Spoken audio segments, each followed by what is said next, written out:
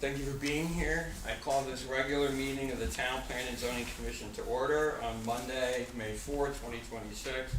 The time is 6:33 p.m. My name is Jeff Kennedy. I'm the chair of the Woodbridge Town Planning and Zoning Commission. Other members of the commission with us tonight are Paul Schatz, Rob McClure, Bob Wisnia, Ben Cherry, Aaron Hoffman, Matt Edwards, and Mel Medina. Thank you all for being here this evening. Appreciate it. And this evening, Chris will correct me, but let's see, for the alternates, let me just see this. Mr. Edwards is sitting in for Mr. Horwitz for voting, correct, Chris? Correct. Thank you. Just for the record, just make sure you have that. Okay, Matt? All right.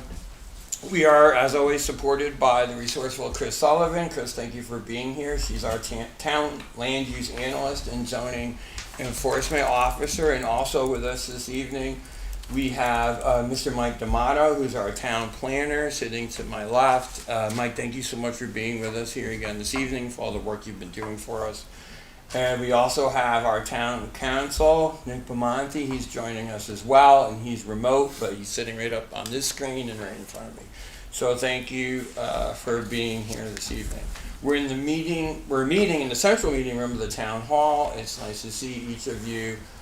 Our agenda tonight was previously published on the town website, and items include new business, including a pending permit renewal on 110 Luciani Street. And in our work session, we're going to discuss some zoning regs with the building committee for the Community and Cultural Center. And then we'll also look at Special Act 25001. So thank you all for coming this evening. So now we'll move into our agenda.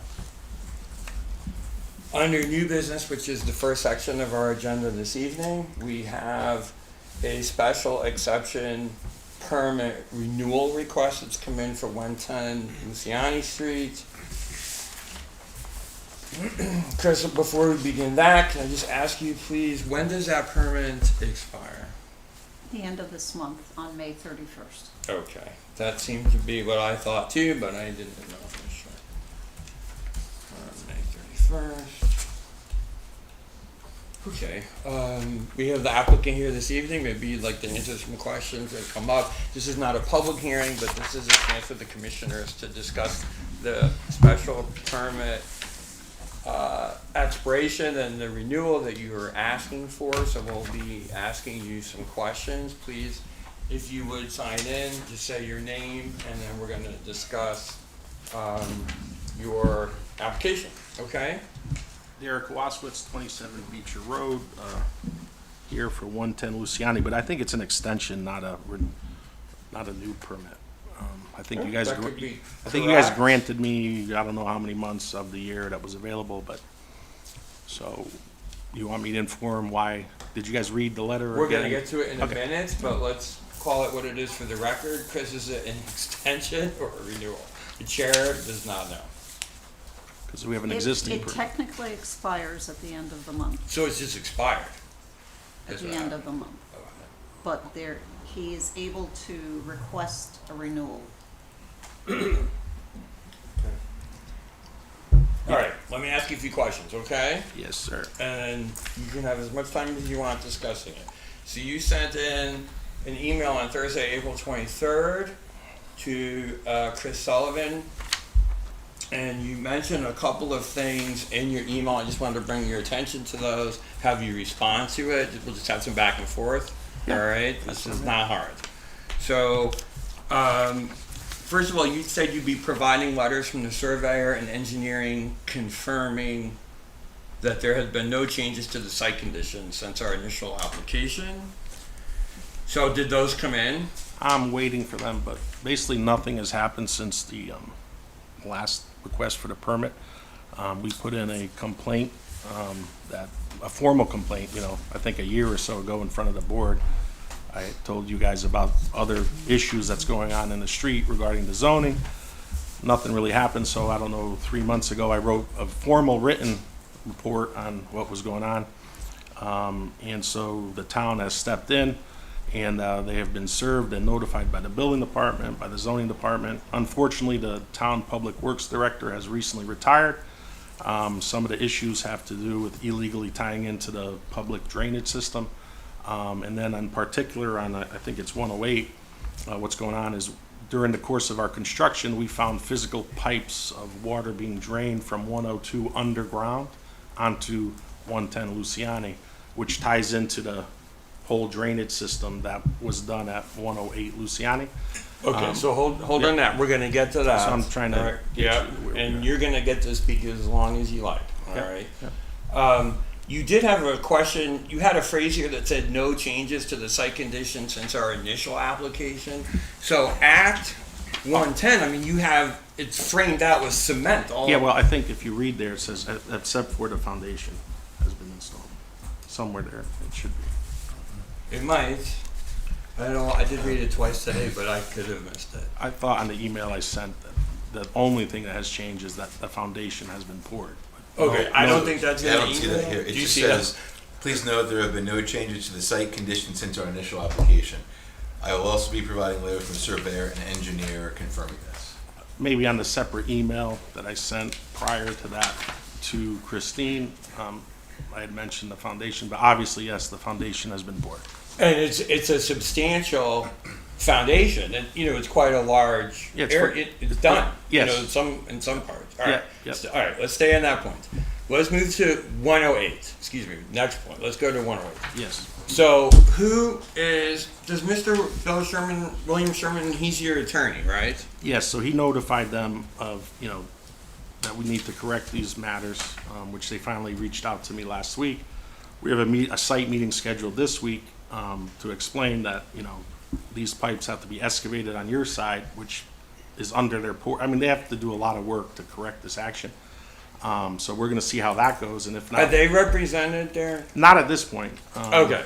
And your attorney is in touch with them? I am in touch through my Has attorney. Mr. Sherman reached out to them? Yes, he sent them, a notice. Is there of any intent to sue. documentation evidencing that? Well, my letter that he provided for you, I think. He wrote that To to you. you, not Yep. to the commission.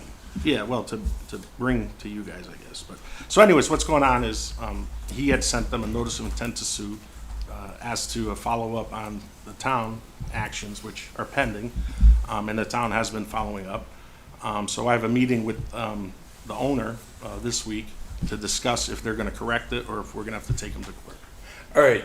So your attorney sent them a notice to intent to sue. Is that a legal thing? I'm not. I believe so. I'm not an attorney Nick, do you have an opinion on that?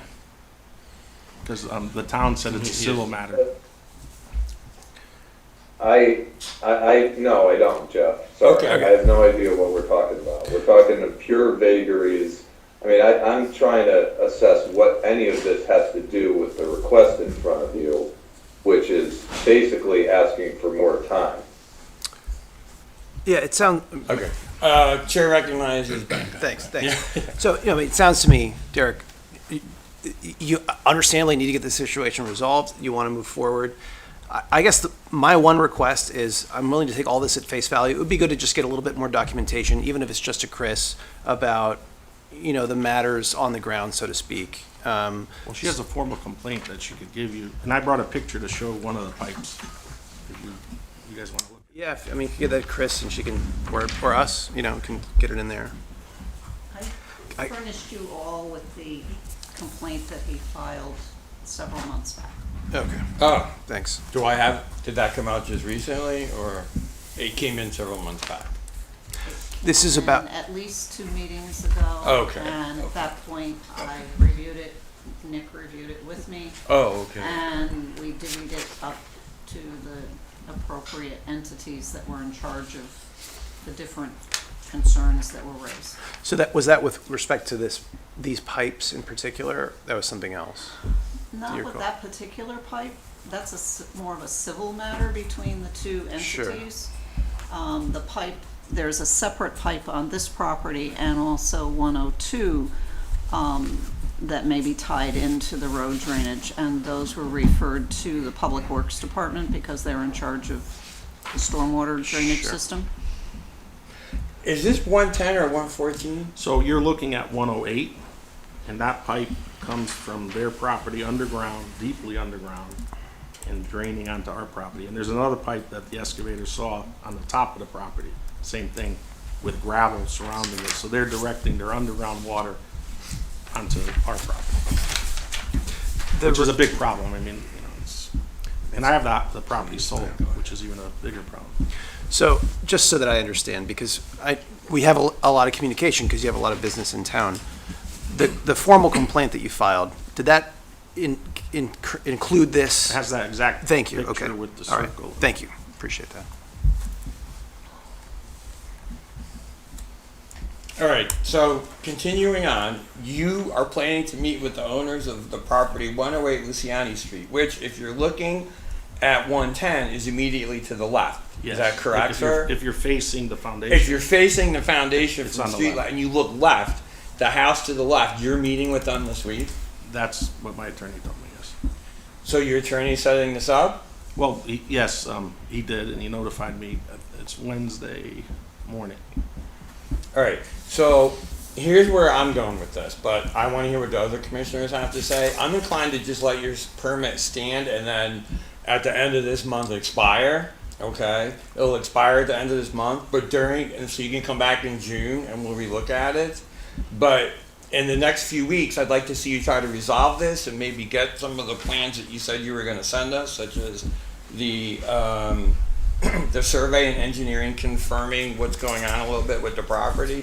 Take 4 weeks, send it in to us, take a couple weeks, try to get some resolution on that. That's what I would say. I'm gonna ask the town attorney if what I'm doing right now is okay, but I think it is. Hear me out, Derek. But come back and send us what you said you were gonna send us. Otherwise, when the permit stands, we'll keep it in place and it'll come off at the end of the month. Can I just, Please. as you much as have want. you have the right to extend this permit. You did not give me the full year that you could have. Mr. Schatz was kind enough to push it to May 31st due to the growing cycle that, you understood we had to put topsoil and grass as part of this permit. So I think that, again, for a town that wants building to go forward, my first permit took over a year to get on this site. And you guys sent me back many times for whatever reason. We had a bad encounter with the Rollins from day one on this property. It's very well documented. She is the owner of 102 Luciani Road that has multiple violations without permits on it, also illegally tying to a public water system. It's major violations, which I brought in front of this board. So what I'd like to do is, extend the existing permit to the extent you can, which is 1 year, right? And I believe I'll resolve it because, like I told you, is that we have the property under contract. So, I want to finish it, and there's a big liability to the neighbor if he does not resolve it quickly, and I lose this sale. So I respectfully would ask is, to expedite and, get this project over with. Give me what I believe you can do is the full year on this application. And you may differ, but I believe if you go back to the record, that I was not given the full year, and you have the right to extend it to the year, instead of me coming in, spending money again on a new application. And I may lose the sale. This one, I was out of the site yesterday, and it looks like you have two excavations there. One that has this backhoe on it, and one, if you're facing the excavator, one to the right. So the one that has this pipe problem, that's being affected by this pipe problem is 108, the one with the backhoe on it? 110 is, so 108 is the abutter, the neighbor that is Yeah. dumping water on my property. To the right of me is 114 Luciani. So, And that's the second one that you're working on. yes, but I don't own, I just want to clarify, I do not own 114 Luciani anymore. I'm the agent of record and also the contractor, but I am not the owner anymore in Luciani Properties. I see, okay. So, was this, I'm trying to remember, was this 6 months ago we extended it, or was it really last May? You No, it's 6 issued, I'm months. just looking it up. Yeah. You It's about issued a 6 new months. permit It's about 6 in months. September. You had a public hearing and you Yeah. issued it then, and then you issued it for a short period of time, which you were given the option of doing under your regulations, and you issued it till the end of December. And then a request was made to extend it, and so then you extended it till the 31st. So the year would be I understand. until your original, I believe. When did all this come to light?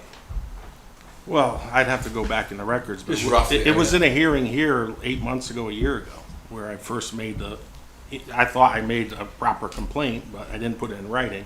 So then I followed up on it because I got, I kept asking what's going on, nothing. As so I put it in mentioned, writing. it's a civil matter between the two property owners. I have no zoning jurisdiction Yeah, I get that. over something that goes onto there. This particular thing was in place under the prior owner of the property, Mr. Vizzo. So at least one of those pipes was known to be there back when Mr. Vizzo No, I would opened. disagree with that Because we went out to the site when Bob Criscolo was alive and Terry Gilbertson was alive, which was pre-2019. And we observed that pipe coming in, and there was a blockage there because somebody had put a flower pot into the pipe. so the town And that's is owned. documented in our records. So clearly, I don't Can want to I be have an involved. opportunity here, Mr. Chairman? Yeah, recognize our, It's town God was attorney. talking. Oh, you're talking. Okay. I felt like George Burns. Go ahead. God, yeah, that's great. Nick, go ahead, please. Paul, go on, Paul. I'll wait for you, buddy. So I was going to ask, and for there's a bunch of new folks. So can you explain why you can't continue the job with what's going on? Well, I have a construction mortgage, so I had to notify them of this issue because I would potentially go in default if I didn't, and they want it resolved before I could move forward with construction. Do you have something written down to that effect? I could provide it, but I don't see what it has to do with the zoning board here. I mean, I'm asking, and again, the town, what Christine had said, I had no knowledge of these pipes, and I wish I did because I would have started right at the beginning when I purchased it for it to be corrected. Also, I witnessed the, not the, whatever the gentleman she said, but he flipped it to some flippers, and they did several excavations and drainage corrections as well, that, again, if the town engineer or whoever is going to go out there and investigate, and they have to dig up from the curb and follow that pipe wherever it goes, and it's going to end up on my property. So that's why it is not only a civil matter. If the town does what they're supposed to do, they'll correct that action because they'll discover all the pipes where they're going. And it's going to be expensive because they have to hire an engineer. They have to take up their porch. They have a lot of work. So the town isn't doing what they're supposed to do, in your opinion? At the moment, I don't think so, because the public works director would kind of be the boss that says, hey, we gotta investigate it, and, it is, not happening at this moment for that. What I was told for that reason, that there's no acting, head. All right, hang tight. Everybody hang tight. Nick, can you go ahead, just speak to this a little bit? I mean, yeah, I'll go ahead. I'm not sure that really answered Commissioner Schatz's question. The question was, why can't things proceed? But, I mean, I'll just layer on to this. I have a mortgage. I think the relevant portions of your zoning regulations. Can you guys hear me? Yeah, go ahead. Yes, go right ahead. Okay, so, I mean, it's really, this request, yes, you have the ability to grant a year's worth of a permit. When this first came to you back whenever it was in the fall, you inquired with the applicant as to how long it would be needed, and you are not bound to a full year. You can very much grant shorter than a year, and that's what you did. So that's why this is expiring at the end of this month. And now it's really up to this commission to be the final arbiter of what information the applicant is now putting forward that warrants additional time, and whether that's credible, quite frankly. And the relevant portions of your regulation here, I'll just read them quickly. Any permit granted under this section shall expire 1 year from the date of such grant unless specifically granted for a shorter period. And then the next section, no operations are permitted after the permit expires. The commission may, however, renew the permit for up to 1 additional year without a public hearing, provided the applicant submits an updated grading plan and a written report by a state licensed land surveyor or professional engineer certifying that the operation is in compliance with the permit approved by the commission initially. A written request for the permit renewal must be submitted to the commission prior to the expiration of the initial permit, which we have received. And finally, notice of an application for renewal shall be published as a legal notice in a newspaper having general circulation in the town, semicolon, non-compliance with conditions of the original approval shall be deemed sufficient cause for denial of a renewal. So really, this is a fact-finding expedition for the commission at this point in contemplating whether it does wish to renew the permit under the circumstances. I have a question. Matt? You referenced renewing the permit. Is there an option to extend it to the full year, or is the only option at this point renewing it? I think it's semantics. Well, Renewal, extension, it's the same thing up to an additional year. But we Well, can the do reason 2 or I'm- 3 months is. The something, reason I'm right? asking is because you said you listed a number of things that they have to submit in order to issue another, extend it for a year. So the question is, does he still need to submit those documents in order to just extend it to another 3 months to make the full year? Kind of Yeah. extend it. So regardless, he still has to submit all that information, whether we extend it That's for a what month or a your, year. that's what your regulations Okay. say. Okay. Because he was asking about, hey, can we just extend it to the full year rather than renew it? And I was just trying to clarify that point. Yeah, no, you guys decided your decision on the underlying permit was not the full year. It was for what your regs allow as the threshold approval of the permit, so less than a year. And that sets the expiration date. That's what we're talking about. So once an expiration date has been set, we're clicking into the renewal phase, which includes these additional filings and newspaper notice. So my engineer is surveying an as-built for the foundation, and that's the only missing part to update the survey, because it's the same survey as original, except he's going to place the word foundation on it. I mean, so, Mr. Waskowitz, I think, so there's this administrative question, right? What documentation is needed for us to proceed with processing the renewal? And that's important. And taking a step back, we all know what's like the real tension here. And you yourself said it, right? You were in conflict with the Rollins from the beginning. Other neighbors have come to this commission to complain. You and your son came and gave very credible information about, your experiences out there. And the reason that we gave a sub-year, sort of permit was that the specific concerns of the neighbors were that the work was not progressing, at the pace that would allow for them to have, homes standing on the street next to their homes. And so I would like to return to Commissioner Schatz's question. What is it about the pipes, so you have a mortgage, they have certain conditions that need to be satisfied. But what is it about the pipes that specifically prevents you from proceeding with the work? Because we're hearing two things. We're hearing that this is a barrier to progress, but then we're also hearing that this has been known about. No. Okay, so help me understand. Let me clarify this, Thank you. and let me put something else on the record. 18 Hazel Terrace, original permit pulled in 2018. They're just putting steel on the property today, or last week. So I just want to bring it to the board's attention that it's unusual that I feel like I'm being harassed, okay? And I think we demonstrated that there are people on the street there that are just harassing us, now have stopped because I have legal recourse against them. Now, imagine it's your house and your basement is flooding and flooding and flooding, and you're digging some trees and you find out the neighbor has been dumping water into your basement. That's what we're talking about, to kind of simplify it so you guys could understand it. And I never knew that the town knew about this problem until just now. Until Okay? when? Now, we notified you guys Yeah. in a hearing way long time ago, and that wasn't brought to my attention there. And then informally in writing, again, I came back to address this issue. And so, I'm not gonna, I don't know the legal recourses, but I'm sure, like you guys have your charge as a board, and I have my rights as a property owner. You do.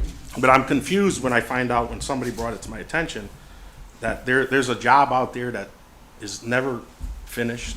Somehow just pulled another permit the other day just for steel, and everybody's fine with it. Right, so it's very perplexing to me. And again, I'm having a bad taste in my mouth when the fire chief told me this could go two ways, easy or hard. And here I am. It looks like it's going hard, which I don't think it should. I'm communicating. My son grew up in town, very friendly with everybody.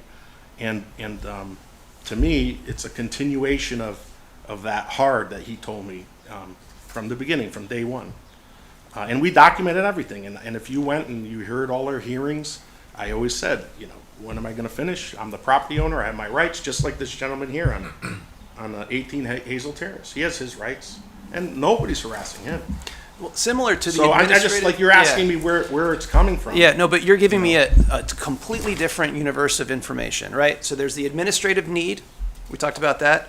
There's this idea about fairness with other properties in town, and I'll say to you, none of those neighbors are coming before this commission. But then there's the merits of your application. That's what we want to talk about, the merits of your application, not what's happening with other people in town, and not whether some paperwork is missing, because I'm sure you can get us those surveyors Yeah, but reports. what we did, like I said, the only thing missing is the survey, and they have to survey the foundation. So and What's put it missing onto is the- information that informs our assessment of the merits of your application. So You have the complaint too, though. it- And you don't see that. No, I'm just saying. Can you Yeah, but answer the- Commissioner the- Cherry's I am. Derek, the thing is, the complaint, that's about fairness, right? That's not about the work of this commission, right? We want to understand why there's a delay, right? The whole thing has been about delays. The neighbors come because they're unhappy about delays. We've told you, we're not happy about hearing from the neighbors about the delays, because this is a big hole, you know, on a street in town. And so we tried to give you incentives to, you know, just move the project forward, and you've come and you've said there's been no further changes since our initial application, and so we're trying to understand why. Well, the major change is the discovery that the neighbor is dumping water on my property. When did you discover that? We asked you a Yeah, couple of but times. 8 months ago, I mentioned it to the board. I thought I made a formal complaint, and then I followed up with the letter that you guys got 2 months ago. That You know, I don't if we think go you- back in time to that recording, I'm pretty sure I asked you when you think you're gonna be able to wrap up.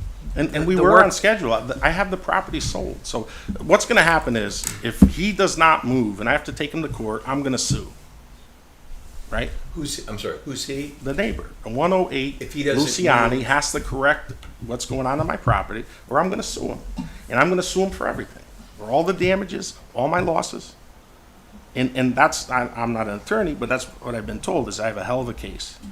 And again, if I go there and he says, no problem, I'm going to take the porch down, I'm going to get an excavator, rip up my whole yard, I'm going to hire an engineer, spend $15,000, $20,000, plus whatever it costs, you know, $80,000 to get this problem resolved. Is there water coming out of those pipes? Yes. You know what I mean? Okay, so the question still unanswered is why can't you proceed with those pipes Because the there? bank, do you have a mortgage? If you have a known problem, would they give you a mortgage? No. You have to disclose it. Like, you know, if I don't disclose it to them, if I didn't, then I'm in violation, and then something happens and they come back, and then I'm getting sued. When did you disclose it to them? Just recently when we had the sale. How But recently? I'll get you, I'll put it in writing. It's not a problem. You know, again, you're questioning me. I'm the property owner. You know there's an existing problem of the neighbor. And I cannot answer your question until he says, yes, I'm going to fix it. Right? Can I follow up with that? Because I just want to make sure that I understand. So you were going to excavate the property last time we met, whenever it was discussed. December, let's just say, it could be November, it could be October, it could be January. And you plan on excavating it to be done by May. That's right? Yep. Okay. And now, are you saying you're not excavating because the bank won't give you financing to continue to excavate the property? Not excavate, frame. Right? So what am I? That's where I got confused. I thought when we did the extension, renewal, whatever we did, I thought it was to remove materials off the. Did I get that wrong? Like you were buying, leasing property in Sonia or Naugatuck to move materials to? The problem with this whole permit is that it needs a special permit, only for the reason of moving material. That's why I'm here. Otherwise, I wouldn't be here. So even when I have to bring back topsoil, right? But if you look at the picture, there's snow on it. Yeah. After the meeting, we discovered the pipe, okay? So, so I didn't know at that time. If I knew at that time, I would have brought it up back then. Which time? You're giving us so many different times. In December, I came for the extension, right? You didn't know in December? The picture's taken after that. So, Guys, let me help. So Wait, what I'm trying to Derek, say- One second, Yeah. let me, one second. yep. What happens is he doesn't give us enough information to try to move his case ahead. He has framed 110. There's literally cement walls, Paul, you can drive up That's to it. that's you know. foundation. That's not framing. Foundation. So the foundation's all done, much of it's excavated, but he never gives us material to make good decisions on. He's never saying, here's what's happening, here's where it's going. So there's always something, and it's a struggle every time we meet as a commission to handle it. Because he'll say, I'm going to give you these reports, and they never come in. Which reports didn't come in? All right, so you said I will be providing letters from the surveyor and engineer confirming this. We don't have that. And it is coming in before the deadline expires, right? I think that's what Nick said. You need to receive it before, and I gave you the letter, which you were notified, and that's why I'm here. So And you want me to motion an extension now before we receive it? on condition of receiving that, what's required, right? Chris, any comments on this? No. that's fair. I just, as Commissioner Shast was saying, is that I recall one of the issues Call me at that Paul, we're time buddies. was that you couldn't get trucks at that time. That's- There that's was a what- that's shortage what- of dump trucks, so you couldn't move the material at that time. I remember And that we was- did move a lot of material, and I gave you an update. We did move material. And we worked on weekends even, and we notified everybody via the email chain. We've been following the rules to the letter. This is just a new occurrence, just like the Iran war, right? I don't think he's gonna build on 114. I think he's gonna finish blasting, and then he's gonna reapply, right? But I don't want him to blast until I resolve my issue, because if I backfill my foundation and he has to blast, I have the same concern everybody else. I don't want my foundation damaged. So I'm hoping he's supposed to blast this month, move whatever material he can, but I was gonna, at the same time, backfill my foundation, bring in the topsoil, and I wouldn't have to come back here again, right? I mean, I don't wanna have to come back here. All Trust me. right. This is any other commissioners? Aaron, you want to weigh in on anything? Anybody? Do people want to say anything? I have to go one more time because It's fine. I'm sorry I'm It's fine. confused. My It's apologies. fine. All right. I understand. No. So, just so that, and again, I'm sorry to go backwards, but I just want to make sure I understand. So, 114, different property, someone else is developing it. Right? Now, yes. And it's abutting your property. That's right. Right. And 110 and 112 have The 114 was part of 110. that you sold.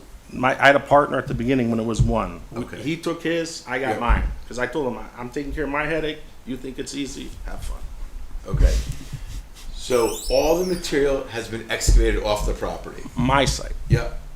I have to bring material back in. Back in to backfill the. I have the backfill, but I need the top dressing. Yeah. So I have to put soil and topsoil. So now I understand. So the residents are fine with bringing the stuff back in because you're done with all the blasting and all the difficult stuff. But again, and you can see, Rosalie's not here. Yeah, and she is the one that has been, whatever, let's just. Doesn't matter. So we don't have any problems with anybody there. We're not making noise if we're not working. And when we work, we're in and out. And we work during the hours that we're allowed to work. So there's never been an issue. And then they wanted the fence, I put the fence up. It was not a problem. So we're talking about one property right now that the foundation is in. Yes. You want to bring topsoil in, but you don't. But in order to do that, you would have to lay out the money yourself without the guarantee the bank was going to give you the money if there's a problem with the other property. Because I don't have a mortgage until Yeah. I start framing, right? Yeah. They gave me from going up. I understand. right? Yeah. And so hopefully when I meet with these people, they realize what a liability they have, and they'll address. I can help them address the issue, but they got to give me the permission to, right? And they have to do it properly so the water doesn't keep coming on my property. Okay. My small mind understands. No, but it is a little bit like just dealing with this particular applicant each time he comes in. Listen, we can do a short-term extension now.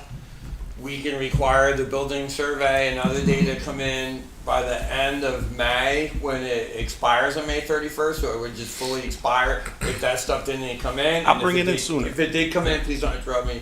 We could do like a 3-month extension to keep a close watch on this situation. Ideas, commissioners, please? Because maybe that's where I'm going with this, all right? So it'll expire on May 31st, absent what you're supposed to give. If you give all the things that Chris that she needs and the town needs, we would do a 90-day extension automatically effective June 1st for 90 days, then you gotta come back and do this whole thing again. Well, how do you feel about I'm just gonna that? ask one more question. Okay. Right? Fine. Hypothetically, you work out your the arrangement there, and everything is worked out on June 1 and you can begin to frame. How long do you think you need the extension for? Or the new permit for? Listen, if I could go, we want to go as fast as possible because I have the property sold, so. But I mean, is that, to me, is that 3 months or 12 months? I have absolutely no idea. I think 3 months, you know, listen, if the war stops everything again and material goes crazy, that's the real other problem that's going on now. And I think that's why 114 is choosing not to go forward. But we're ready. I got locked in prices for the windows, the framing, all that stuff. We're ready to go except for this issue. Was it ballpark? Ballpark? Like I said, 3 months. I mean, we have all the material ready to go to win the whole exterior, and that's the windows, everything's ready to be ordered. 3 months from the resolution of this drainage pipe Yeah. situation. Okay. So June, July, and August, so you'd have to come back in early I'll give you September. update. I have no. Okay, so, I just, Rob, based on my experience in the construction industry, like 3 months is like nothing. Yeah. So maybe we should give a little more time. I mean, no, no, it won't, I won't vote for it. no, okay. Don't forget, this permit is for the earth. For the earth, It's right. not for the construction Right. of the house. It's not for the light switches. So and- once Okay. you get to a point where you can, Yeah, well, I can't frame until I backfill because then the house will block me to get into the back because it's tight in the back. you know that. You know? All right, so here's a motion. Provided that the Town Planning and Zoning Commission receives the engineering reports and the other data that you're supposed to give us in connection with our regs by the end of May, provided that all comes in effective June 1st, you have an extension of 90 days commencing June 1st to September on the existing permit, which is the filling and so forth. Nick, do you have any comments on that approach? You need a second? I know. I want to hear what he has to say about what I just motioned. Actually, you can't. You have to have a need second a first. second. All right, can someone Then you second? can- Then I can I'll ask. him? second it. All right, so Now you you- second now that, you- Paul? Yep, now you can go. All right, now you can ask about it. All right. I'm not opposed to the motion as suggested. I think it's legal and within the rights and authority of the commission. I'll just leave it at that. Okay, commissioners want to debate this a little bit or talk about the motion on the floor? We have a first and second. Further discussion. Aaron, do you have any comments on it? You want to say anything? Anyone else want to say I anything? just want to like this. So this Please. is separate permit for once you get out of the ground. Is what you're saying. This is just for the ground, the earthwork kind of stuff. It'll finish all the earth. Why don't you finish that? But the This is a special exception permit for earth removal, filling, regrading, etc. That's all it's for. And Mr. Waskowitz has explained he can't begin quite a substantive part of the construction process until this is accomplished. So, Mr. Waskowitz, for the record, I want you to succeed in this property and be able to sell it because that's what the people on the street want. yes, Um, and the town. All those in favor? Opposed? Abstention passes. Make sure you get your survey reports in. Yes. Good luck getting the neighbor to I hope it. cooperate with you. Anyways, thank you. Thanks.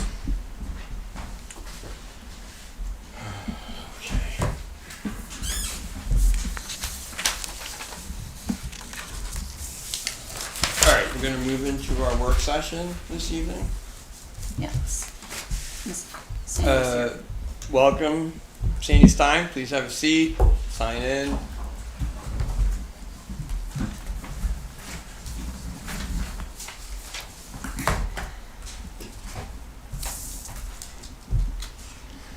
So Sandy's here.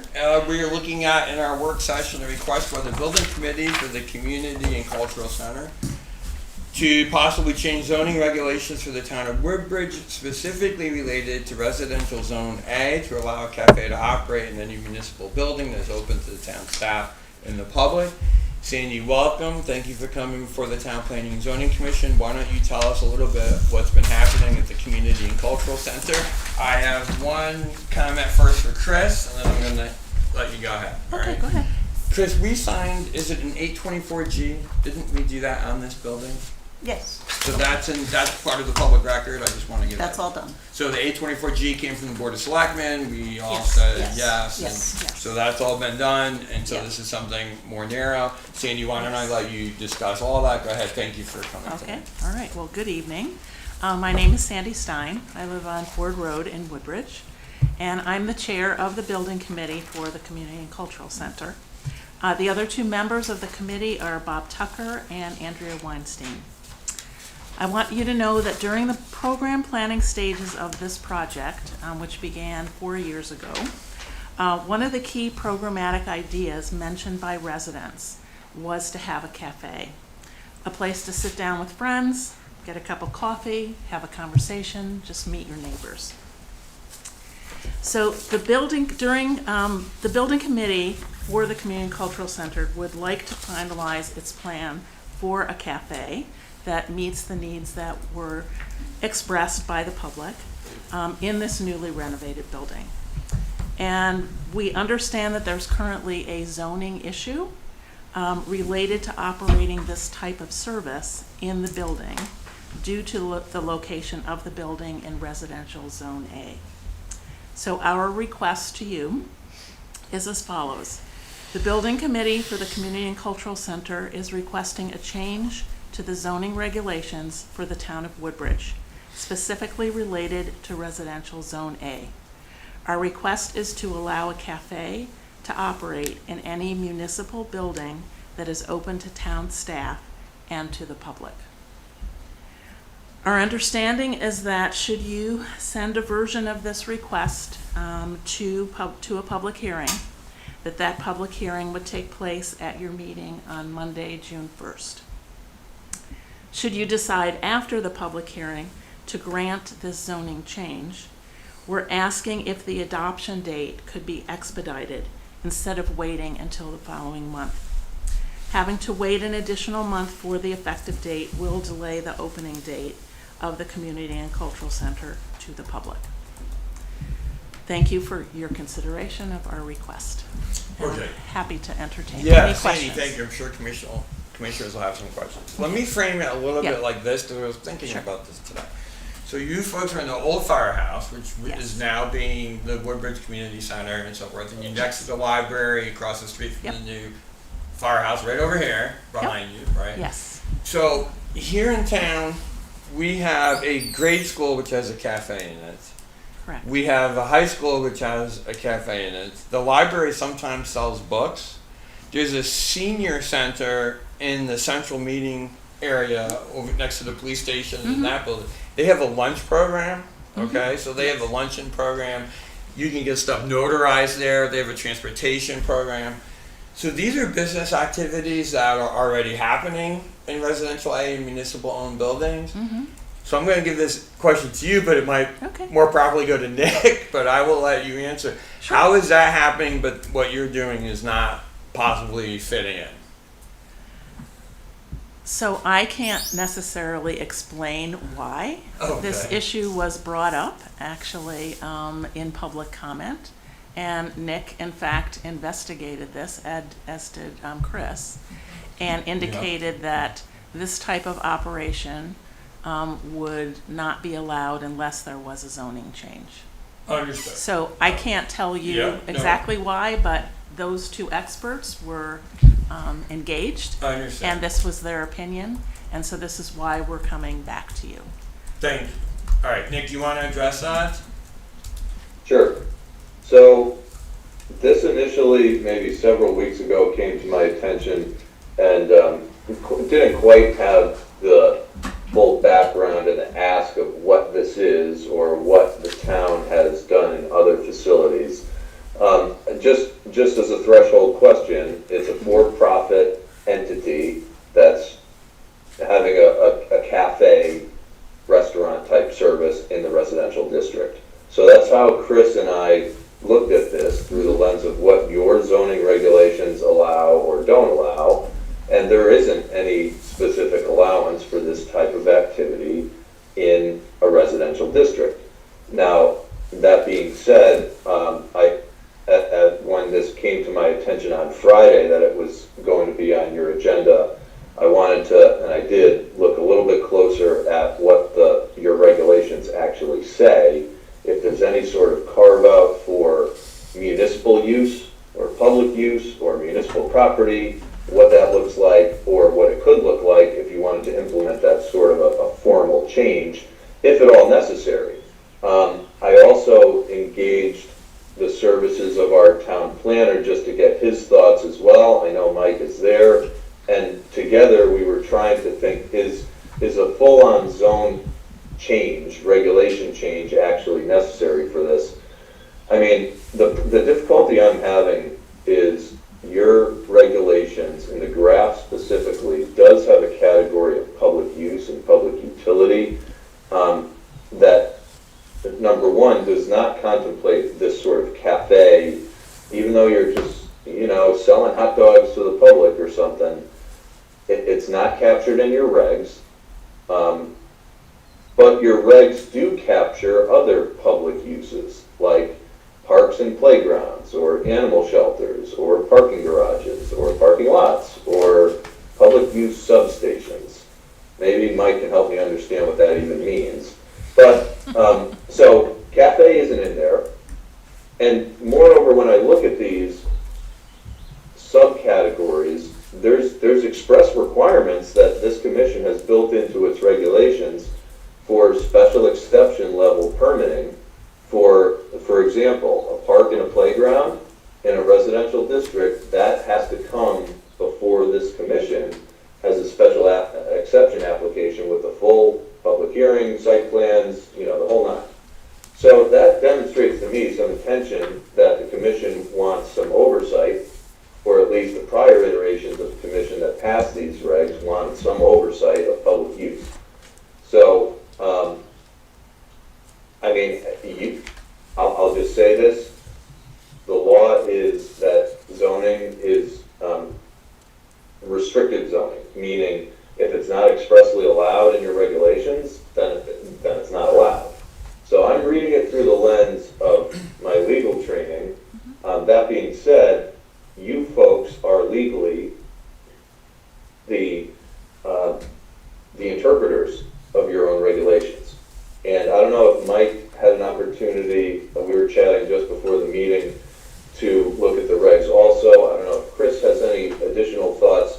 If there's some way to sort of wrap this use into an existing umbrella, that might be part of the reason why some of these other uses exist in other places, then fine. We could maybe dispense with it like that, but I'm just giving you my thoughts, my perspective based on what I've looked at. I think it would be cleaner if you just spelled it out.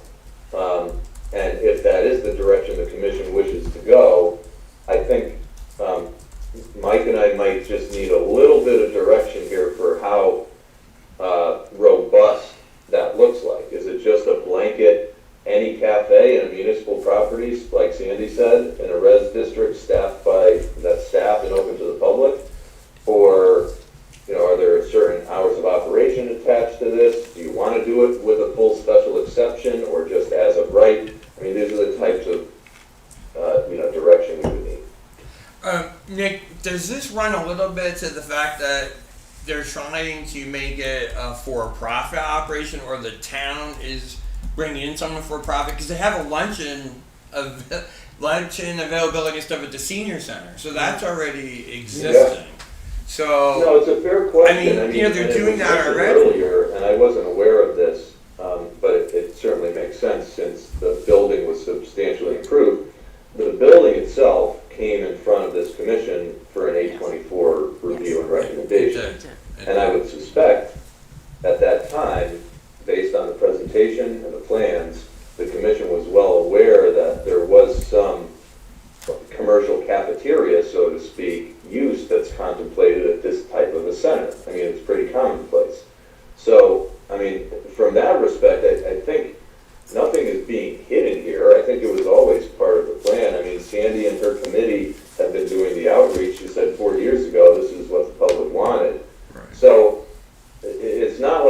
is something new or fresh that turns on the fact that, yes, it's a for-profit entity. We don't regulate the user, we regulate The use. the use. Right. So really, Mike and I are looking at this and seeing this, I won't speak for Mike, but, you know, this is sort of the conversation we had. This type of a built-in cafeteria, so to speak, to a municipal building falls more under the umbrella of public use, you know, municipal use, like those categories that are in your reg that I mentioned earlier, as opposed to some, you know, separate third-party profit-making venture. I mean, this is very different than, you know, a straight-up restaurant retail service. And that, I think that might be a little displaced to look at it that way. So, if anything that we need to clarify in the regs, it might be under that public use category. But, you know, I'm certainly open to any thoughts that Mike or Chris might have. Any commissioners want to chime in at this point? Nick, I have a question. What's the difference in what Sandy's proposing or bringing in Chick-fil-A or Starbucks to do the exact same thing? Well, there's actually a vendor proposed, isn't there? So but- there is, okay, yeah. so- Is there any I mean, difference? is this operating like, is there a kitchen in the building? No. Like, No food will be. is it just like a room? I don't, Okay, so I can explain, Nick.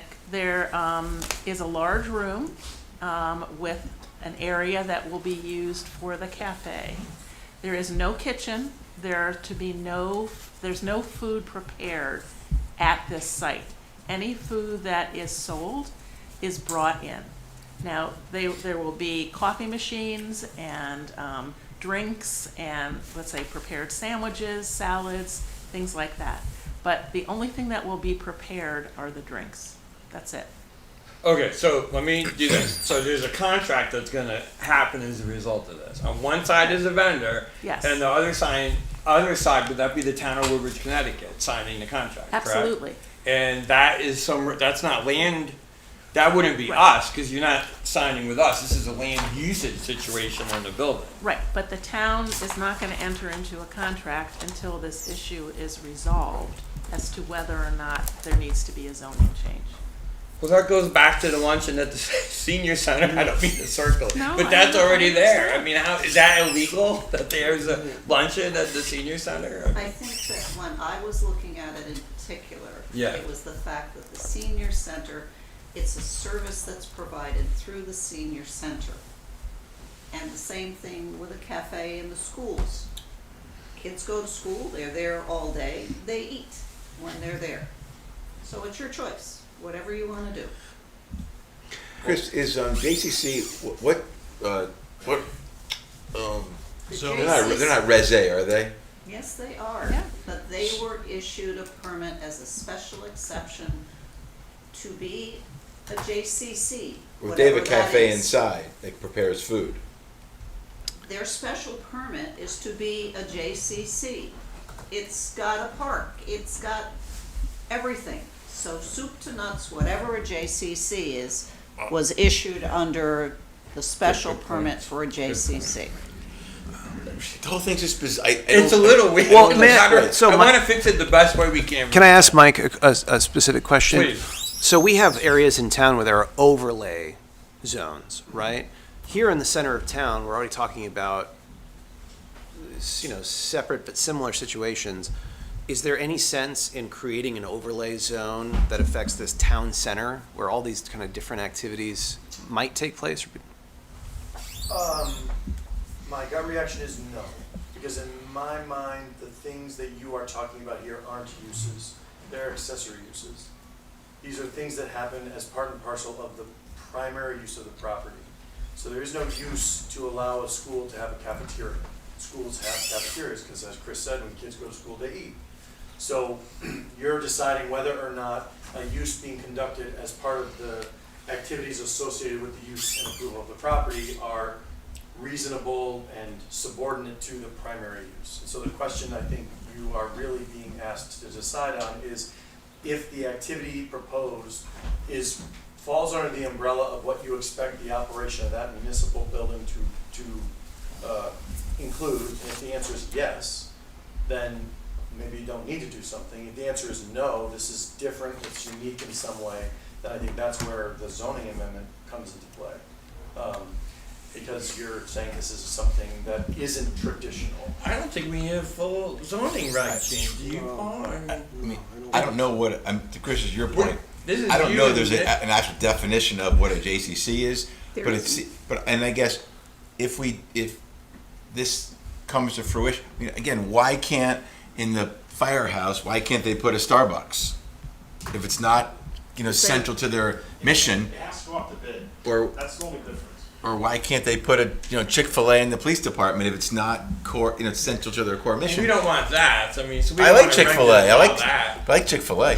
I don't. This seems like we already do it anyway. I don't know. I'm missing Yeah, that's why my this is. point. Well, It's already it's your happened. guys' call, Paul, that's what we're saying. I mean, it seems like we do it anyway. We're already doing it, right? I'm sorry, I'd I like missed to that. say we have a precedent with the go off the bid. cafeteria. Dick, can we do a motion just to approve a vendor coming in and offering food in the cultural center? Can we just do a motion?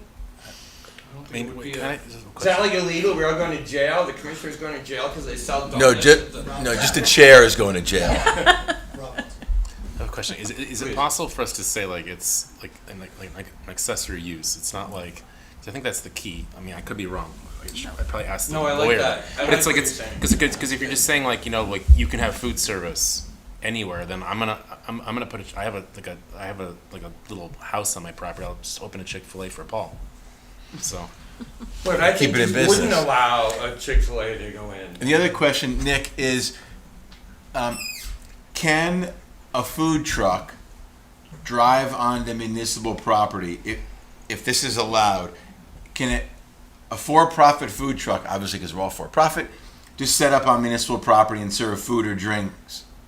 They do it every well, they did. Which They happens did all the time. Where? It depends on what property you're So- talking about, and if you So then guys there's, I mean, see then that we already as allow it then. accessory Earth Day, they were all use over of the the place. property. I mean, it's a case-by-case analysis unless you have a specific regulation that addresses it. We used I to mean, have. what I'm hearing is you don't, maybe some of you don't think that this proposed cafe is distinct enough and enough of a commercial money-making enterprise to kick itself out of the category of accessory use. I mean, a Chick-fil-A, Paul, maybe this commission wouldn't feel that that is an allowed accessory use for this kind of a cultural center. I mean, I'm not trying to be, crafty here.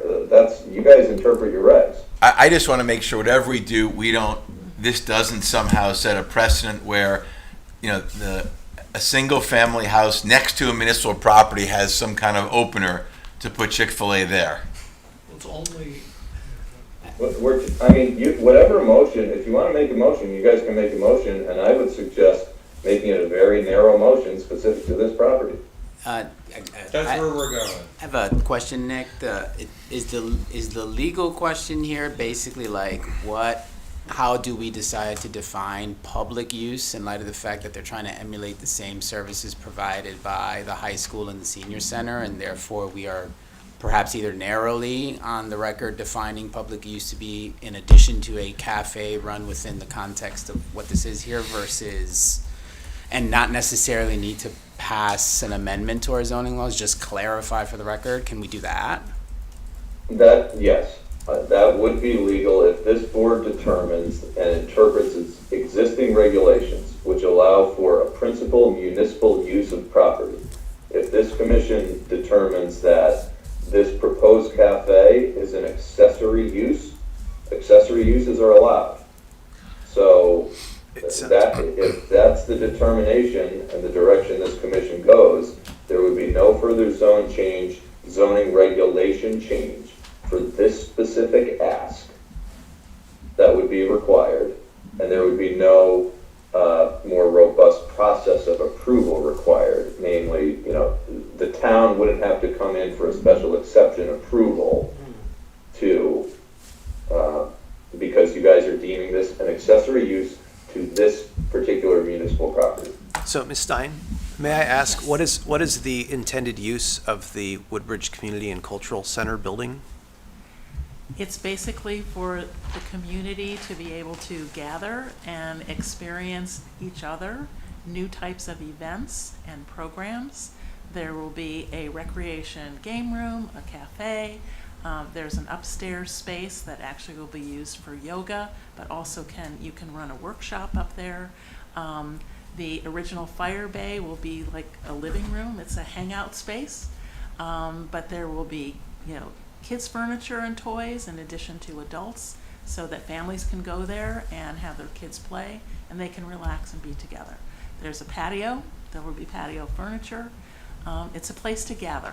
Thank you. So, I'm sorry, what I didn't hear is that you're not trying to make money from the cafe, and I think that is the difference between a Chick-fil-A or even, take away Chick-fil-A, which has a kitchen and makes food on site, a convenience store that has shelves filled with food that come on a truck and go there and then get bought and go away. That convenience store's, purpose is to do that, to turn over those items. Mm-hmm. But that is not your purpose based on your description, and I believe what you said. So to me, it sounds very much like an accessory use. Sandy, how many ovens? There are no ovens, How many stoves? no stoves. How many refrigerators? There will be like under-counter refrigerators, Okay, and other dishwashers? no dishwasher. Pots and pans? Nope. All right, oh my Did you ask about pizza? The pizza truck.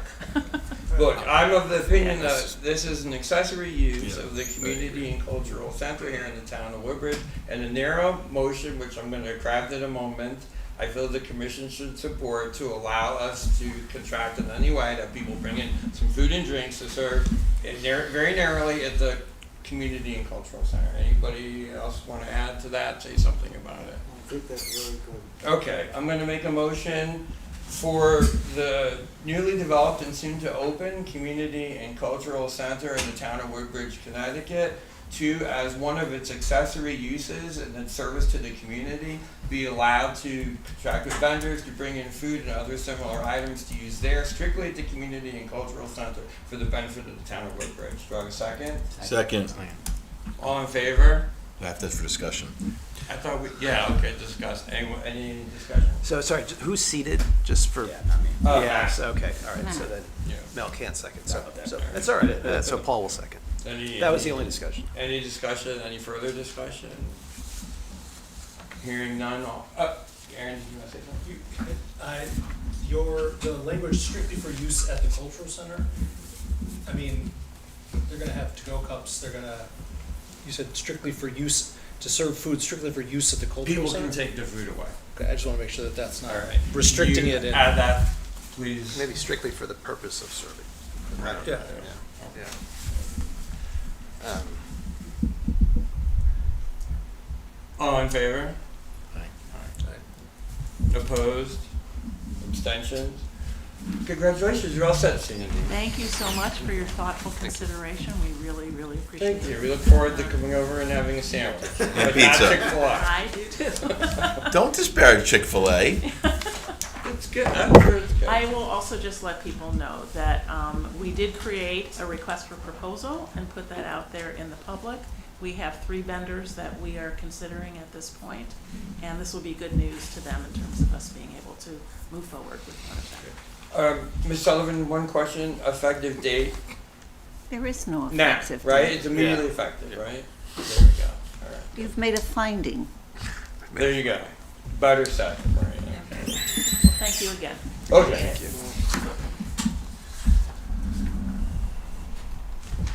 Thank you, Nick. All right.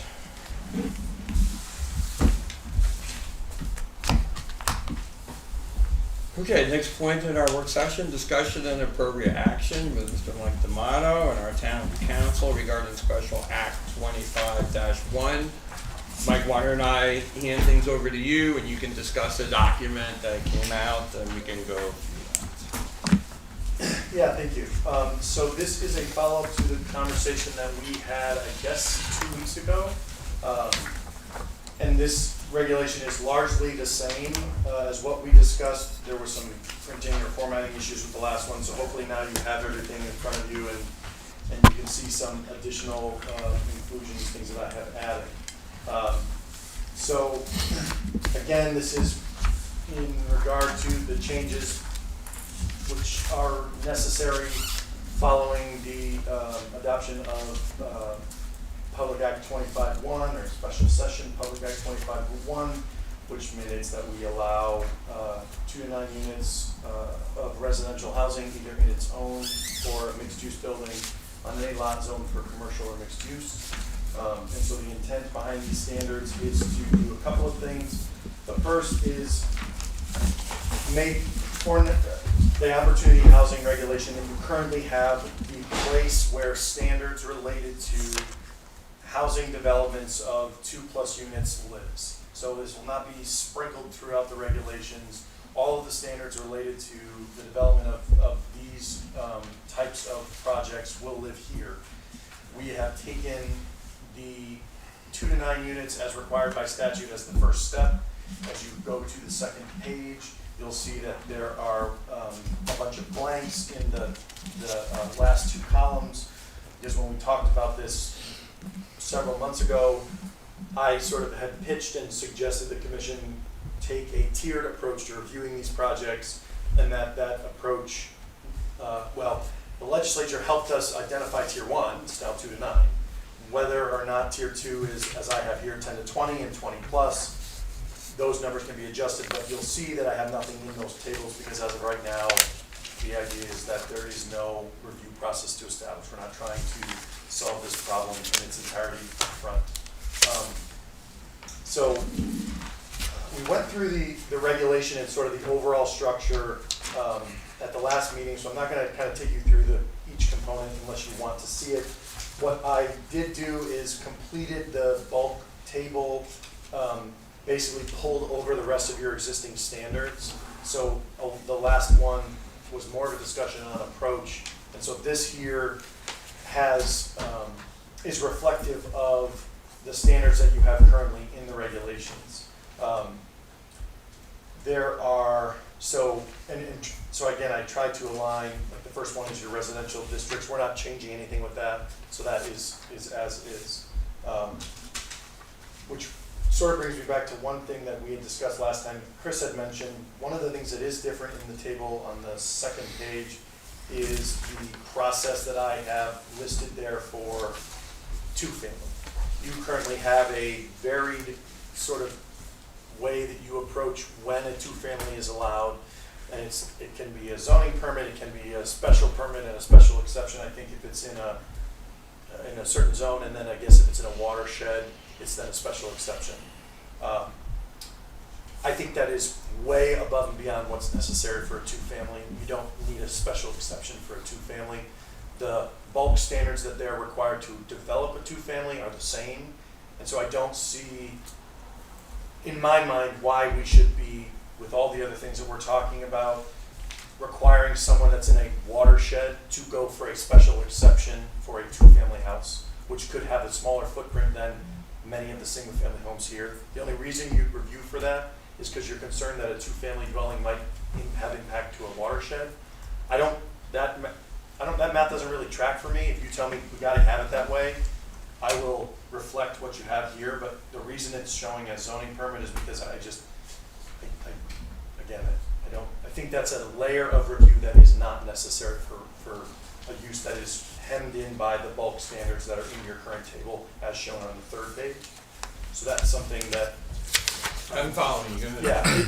Well, I mean, we can stop there. If you have thoughts on that, if you want to go back to the current language, I'm giving you my opinion. My professional opinion is that it's a level of review that is way above and beyond what there needs to be. If you think it's important, we'll maintain the current language and just keep moving. But I just, with all the discussion the commission has had about housing, to say you can develop a 5 or 6 or 7,000 square foot single family home in the zone, but if it's a 2-family special exception, if you're really concerned about that, let's draw the line at coverage of lots and not look at what it is. Is it a single family? Is it an ADU? Is it a 2-family? Look, Mike, I understand your opinion. Yeah. I understand what you're saying. So I think that's why I left that there, and let me know how you want to address that. So that's a change, but I understand why you're making it. Yes. Yes. All right? Yep. All right, so so everybody knows what's going on there? Okay, all right, go ahead. The next section is the table that was there last time, but completed. The only thing that you'll see is different is, again, I had to try to fill out the rows in a way that was consistent for categories that you don't currently have. So for your front setback, those setbacks, those are all the same. The minimum building width, for example, those are proposed. You don't have standards for minimum and maximum building width. And again, that's really trying to lean in again on building design. So this is table 16E, right? Just so Correct. people Yep. following along. Yep. Multiple principal buildings, you don't have that specifically listed in your regs, but again, because of the way that the bill has been written, we have to allow 2 to 9 units. So we don't there's nothing in there that talks about that they have to be in a single building. We know we have to allow duplexes and triplexes. So if we have to allow a duplex and we have to allow 2 to 9 units, you're gonna have a situation. So you could have 8 unattached units on a certain parcel, is what you're saying? If it falls under Not practically maybe, but that's allowable under this new state reg. that would probably be like a cottage cluster, which the bill has. So someone could have 2 or 3 duplexes, right, to have 4 units or 6 units, et cetera. So what we are effectively left with is having to allow multiple principal buildings, which is what the first line is. So again, codifying the language, but you don't have that specifically listed in the regs currently. Can you go back to the triplexes? I'm trying to pick, so you're talking about 3 units stacked one on top of another? Or It's widthwise? a building with 3 units. Okay. However, All it's right, I broken got up. it. Yep. Yep. So that could be above commercial space, it could be Yep. 3 townhouse, it could be stacked. And that is allowed, right? Effective July 1st in a commercial zoned or multi-use zone district. Because we have to allow it to be a solely residential building or for that building Mixed to use. have a commercial component. So yes. So the next one, line 2, that's minimum front lot line coverage. We talked about this a little bit at the last meeting. The idea that there is to require some form of how much of the building is built along that front lot line. And so for commercial districts, again, if you're trying to create a sense of place, if you're trying to sort of create a little bit of a feel, you want to have buildings constructed in a manner that is consistent with what we get into in line 3, which is sort of a contextual setback. Meaning letter C, right? And Yes. okay, so letter in across the way. And you pulled this in from our existing regs, or you're having to try to fashion this Yes. in connection with our existing regs to Yes. comply with the new state law? Yes, I am Right. taking your existing regs and applying the standard when it exists and giving you a recommended standard to execute the requirements of the new statute in a way that I think makes sense. But rather than sit here and say, well, what do you think the front lot line coverage should be? I'm starting you with a standard because I think that makes it a little bit easier to talk about. I understand. So this second row, if that table requires that 70% of the front lot line be covered by a building. And so again, that's making that building come up and be right where that front setback is. You get to line 3, which talks about the contextual setback.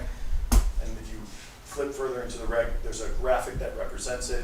So if you have 2 buildings and a lot in the middle, what we want them to do is put the building in between those 2, basically split the difference, put that building there, and get that building so that it occupies 70% of that front lot line. Part of that is because we want them to get the parking behind the building. And so by forcing them to construct a building that takes up a large portion of that front lot line, you don't leave space left for other things, right? That building becomes what is there. And then you have access for a driveway, and everything else happens behind the building. So you have a lot of control over what you see on the street, and everything else is behind it. Because much of it is constructed by building, you're not seeing dumpster, parking, garage, whatever else.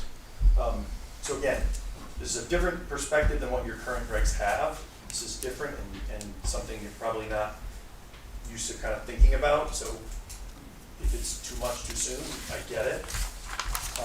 Why do we then have a minimum front yard setback? For So the minimum front yard setback is basically, number one, I think, to avoid a non-conformity for an existing building, because they would be matching whatever they have based upon what was constructed. So the minimum front yard setback for other road, I get all the other roads, is 10 feet. So the way that the front build-to zone is written is that we want you to be within 2 feet of the required setback or the contextual standard. So you would have to, you could choose what that is based upon, How do you enforce that?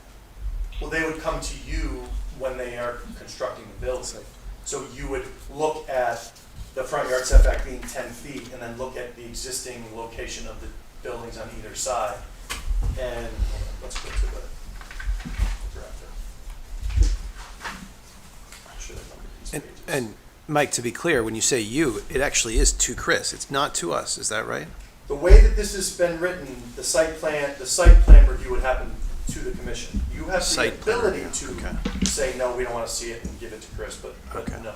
Okay. So I know we're skipping a couple of pages, but there is a graphic which explains how you would derive a contextual setback. Right. But if we don't have that, we need to establish a traditional setback to set that baseline. Right. Makes sense.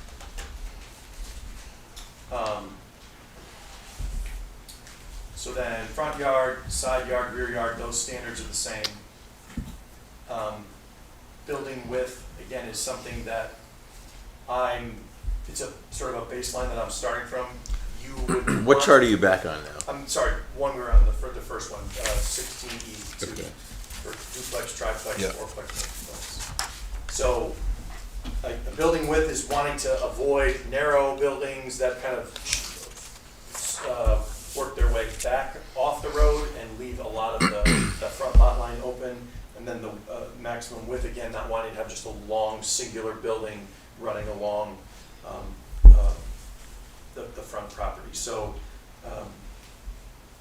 those numbers, 30, 60, I mean, the lot size and existing buildings, those are places where you might have a better or different perspective. So again, these are baseline. So, sorry, to connect that to line 2, minimum front lot line coverage. So if it's not building, what else counts as coverage to meet that 70%? Because there will be lots that are wider than 100 feet, right? Yeah, so the front lot line coverage, normally we would deduct the setbacks, and because obviously a building would never be there, but that would be, depending on the final language for 7, we would want to make sure that they correlate correctly.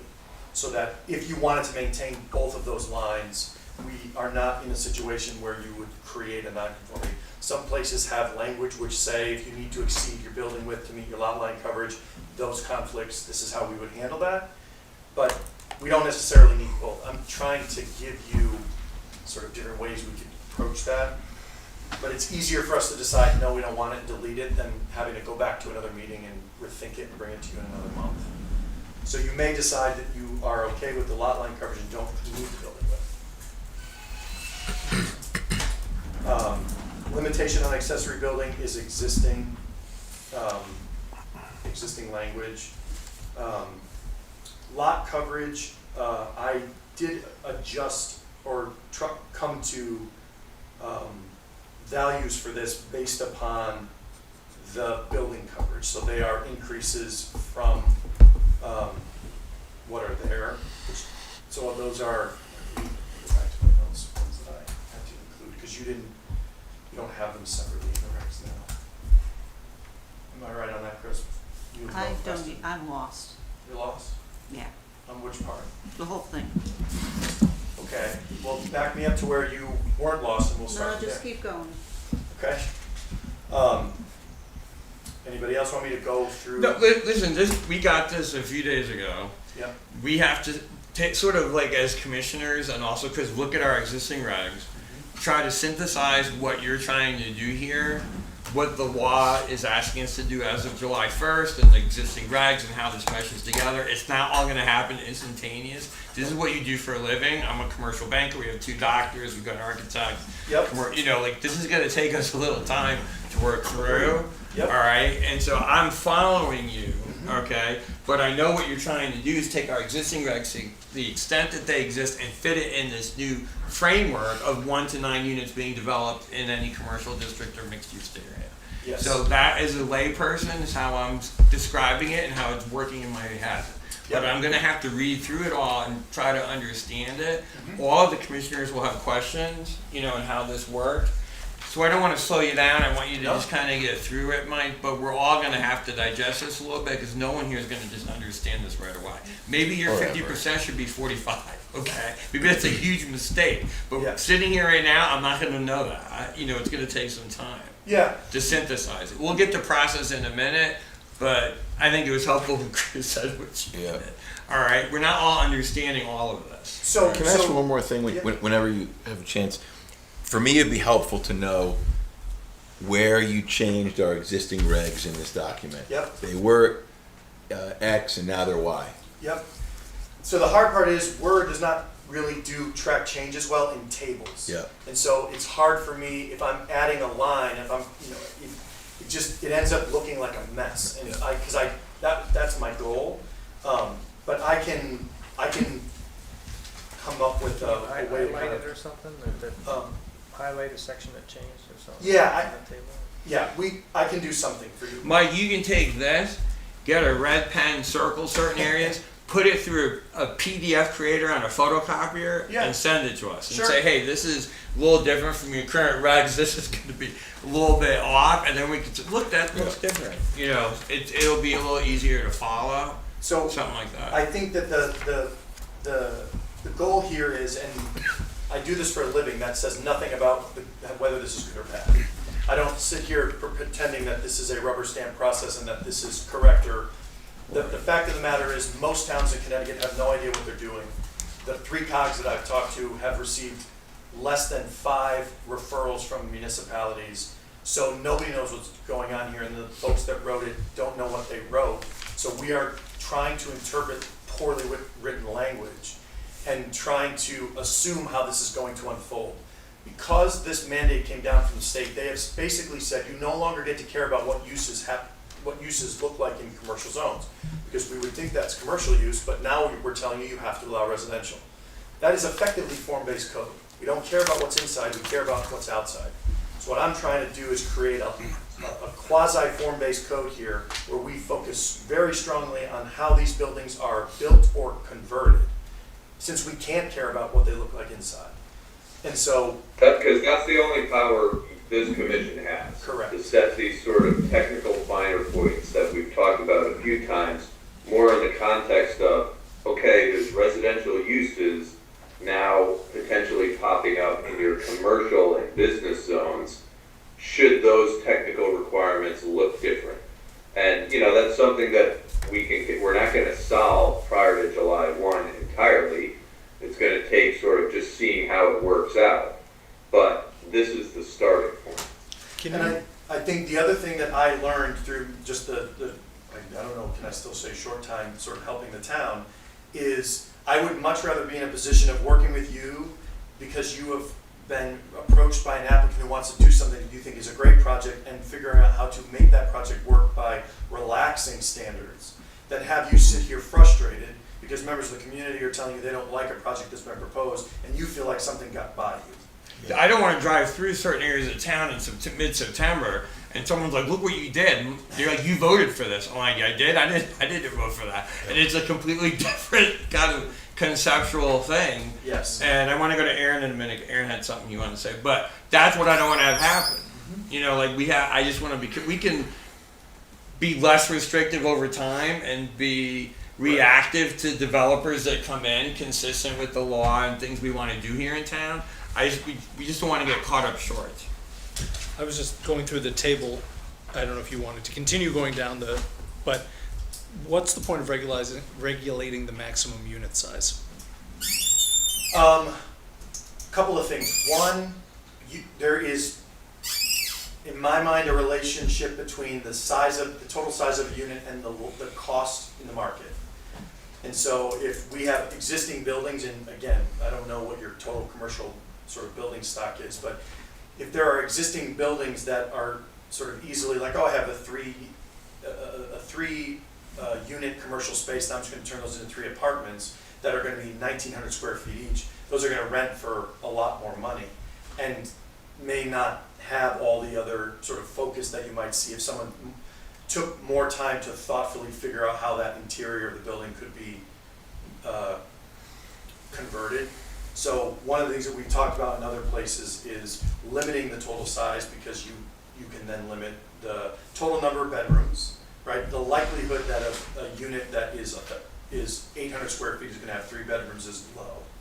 And so when you have concerns about school-age children, right or wrong, if you can reduce size and reduce bedrooms, you reduce the likelihood of having school-age children. But also, if you're constructing something new, a 1,200 square foot apartment is gonna rent for a lot more. And so the idea was there was some focus there on cost. It can be deleted, but I wanted to be able to have the conversation. And that passes muster as form-based zoning and not, because it seems like it would skirt the line of what. We can always cap, we can't establish a minimum. So you can always cap the size of a structure or whatever, we can always set the ceiling. We can't tell them, you've gotta build 1,000, because now we have set their budget. But you're capping the size of the inside of the divisions in the inside of the structure, not that's different than capping the size of the structure. Right, we can do both, but yes, you have to, if you wanna have 4 units, you can't have them each be 1,500 square feet. They would have to be limited to 1,000, and that then may result in more units. It may also result in amenity space, it may result in places for people to store bicycles, or, I don't know, larger buildings, you see gyms and all kinds of other things, but the conversation had come up. There are some towns that are looking at capping single-family home size, so I, again, wanted to put it in there, but it's not required, you don't have any issues. I think it's a good start. You could certainly take it out if you didn't like it. When you talk about the maximum width of a building, what if you have at 60 feet, what if it's a very wide lot, and you have multiple buildings you could put on the site, or? So that's one way that they could approach it. If you had a maximum building width, then they would make the building deeper and not have it be 120 feet long in one direction. Or they could create two separate buildings. There's different ways to approach it. We'd have to figure out, based upon how you wanted to address the lot line coverage and the building width, what you thought was important, or if you thought either were important. I have presented this table with similar requirements and to other folks, and commissions, and we end up with 10 lines instead of 16. It's totally fine to draw lines through them and say, we don't need this now. But I am trying to show you the universe of how we could address this issue. And we could clean it up further once we get by July 1 as well, just trying to balance Yes. these issues which are coming up so quickly. I suspect you're gonna have more time. I understand what you're saying. I'm sure, I mean, it's just getting a lot of attention. The problem is you likely won't know that you're gonna have more time by the time you have to refer to this. So we're gonna keep to this process. But I appreciate I know what you're saying. But you may choose to hold the hearing open and workshop revisions for multiple meetings if you get to that point and realize you have that time. But I think right now we play it safe. Refer this to our COG, to Right. SCROG. Yes. Okay. Yeah. And have a public meeting, possibly first meeting in June. But let's keep going. Do you want to say anything else about these regs? Do you want to continue to walk them through? I'm going to pull you back to where Chris had said, look at just how complicated this is. So you want to keep going a little bit, and I'm going to go to the process and talk to Chris about it. Yes. And the parts that are confusing or don't make sense are the ways that we make this better. So like that's the stuff that I the parts where there's ways we can increase clarity, or where we may have a conflict, or a conflict in interpretation. Those are the things, hey Mike, that line looks great, is wonderful, I'd love to hear that, but that doesn't help me make it better for you. So if you have things that are confusing, or this feels overcomplicated, that's the feedback that I want. I I want to give that. So I want to point out the things that you didn't see last time. All right. So the next page, or after the tables, there's 3 tables. One which refers to sort of the multiple units in the building. Right. 2, 3, 4, to 9. Then there's one Building table design. for, You're on the building design page? yeah, so I just was touching on the 3 tables which were there before. Yeah. We have the cottage cluster, and then we have the commercial conversion. Then, this is what you didn't have last time, I think, which is the examples. So these are illustrations which are intended to capture all of the improvements which are referenced in the document.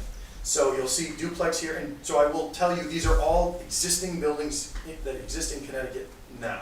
These are all things that are possible. Okay. So that when someone comes before you and says, I can't build that, we can respond and say, well, actually you can. I can give you the directions to where it exists, nearby. So we've got duplex, triplex, multiplex, which are there, which show some mixed use and residential. The first one there is a perfect 6, which you are required to allow. Then we have cottage units. Again, the reg says you have to allow. And then the last 2 rows are for conversions. So these show existing buildings and how they could be converted through very reasonable improvements that don't involve completely demolishing and reconstructing a building to make them have a residential feel, but also, I think, function better for the occupant. So this is not meant to be a regulatory thing, but it's meant to convert all that text to what our expectations are. Okay. So cool. We have improved on the next page under G, the graphic that explains the different facade materials, very straightforward.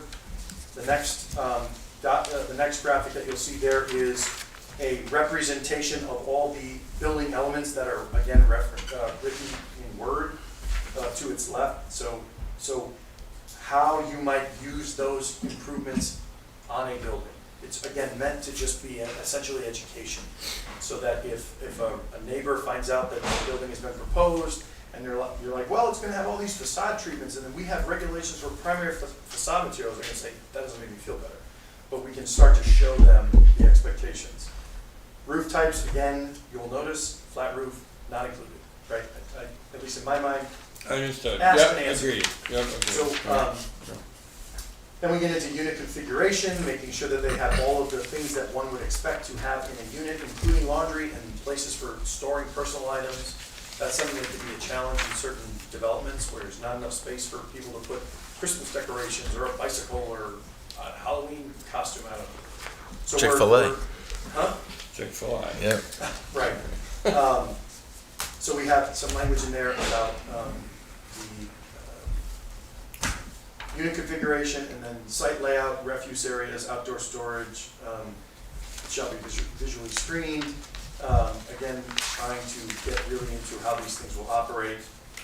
We then talk about the contextual setback, which is what's in that prior table, and how you would determine what that is, wanting to make sure that we match that any existing street line. Hey, Mike, on the landscaping and the lighting, this is all what we currently require, correct? So some of it is in addition to, but the standard, like for example, so the landscaping stuff is far more prescriptive, because a lot of your regulations they rely on the assumption that an application comes before you for a special permit, and you can decide if you think that the buffer or the plantings are adequate. And you can say, oh, I don't think that planting is appropriate, and so we want you to increase it. This process doesn't allow for that. Right. So this is a very formulaic. More I stringent? mean, you have 40% flowering shrubs. If the Right. shrub isn't flowering, then that's a violation of the regs. Well, the answer to all I of mean, this. that's I like the specificity, the conservation people will love it, but I mean, that's very specific. Because it has to be something that you I can look agree at with, and know I it's agree yes with or you, no. right. The checkbox. So we don't have to worry about No, it. right. It's Yep, done. it is what it and, is. Because the summary review process has to be formulaic. So if everybody in this room, they've got to be able to look at that site plan and come to the same answer. Does the Yep. landscaping comply? You have Yes or to no. all be able to read these regs and know the answer is yes or no. Explaining the specificity of your landscaping. Right. I Your new understand. favorite word? What's that? Specificity? I do like that word. So we can adjust what these criteria say. Alright. Maybe you don't want 60%, 40%, maybe you don't care about flowering shrub. I understand. We I like can adjust flowering those shrubs. things, but we want it, we want I to, want the flowering shrub. you know, have that. And then again, the next page gets into detail to explain what those are. The purpose for that really is to be able to provide an adjacent property owner with an understanding of the type of screening we're asking for, right? How the words convert to a visual buffer. And so that's really what this is. I expect that people understand what an evergreen shrub is. But when we're People are talking- gonna come to our public meeting and they're gonna comment on it. That, Yeah. You know, that have, they will, you know, that'll happen. So the idea is you I'm a could tree hold this up expert. and you could see if the building was behind it, the Stay type away of from them. buffering we're gonna ask for. Okay. The lighting standard you have now with your cutoff angle, I pulled together a graphic to articulate that standard. But that, for the full cutoff fixture, which are shielded, that's your existing language. Right, Chris? I'm numb. Oh, that's good or bad? Well, it's cocktail hour, so let's. And then we've got utilities and stormwater management, which is, so I guess, are all of your, I don't know if I have an updated mapping, all of your commercial areas, will they be served by that? Or would that create a, would all the existing commercial zoning be served by existing infrastructure? Yes. So we don't have any, we're not running afoul of, so we're not gonna be having any of this stuff proposed on well and septic, the way that this language reads. No, I don't think so. Well, I I don't don't know know. about that. It no, depends on. over on Dev 2, there may be some. I'm not sure. I'd have to check. I'll verify. Can you explain I don't wanna get ahead of you, Dolph, from the compliance and look at, in terms of middle house, this is all middle housing, right? Yes. Isn't it? Really? Like, that's how I think about it. It might be wrong, but this is middle housing, right? Okay. Yes. Okay. So the only other thing I'll mention is when we have language in there for open space or green space. We Okay. don't want someone to plunk a building down in the middle of a parking lot. If people are gonna live there, like they should have a place for a child to play or a dog to go out or to sit under a tree on a nice day. So what we're asking for, and again, 500, I've had towns go to 150 or 1,000. But if we want some area of green space for a resident to be able to be outside, you know, it says shall include some form of outdoor seating, which is shaded or otherwise protected, play space for children, blah, blah, blah. People are gonna live here. So we're trying to raise that bar a little bit and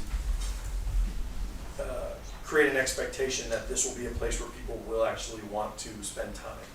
We're not in a situation where someone will have a 2-block walk to a park, community park. And so we want to provide some of that there. And so that's the intent of that.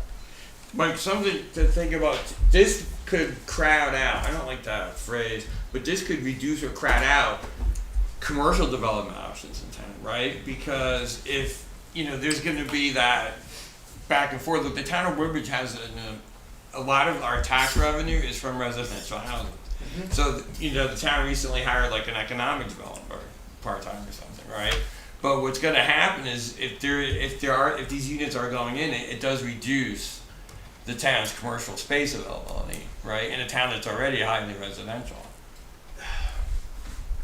Yes. This is something to no. think about. This is very Yes. high level, but Yes. you know, this is a town where most of the town's revenues are because of taxes people pay in residential housing. So yes, it will change your commercial grand list in that in theory a commercial building could convert and become residential. Right.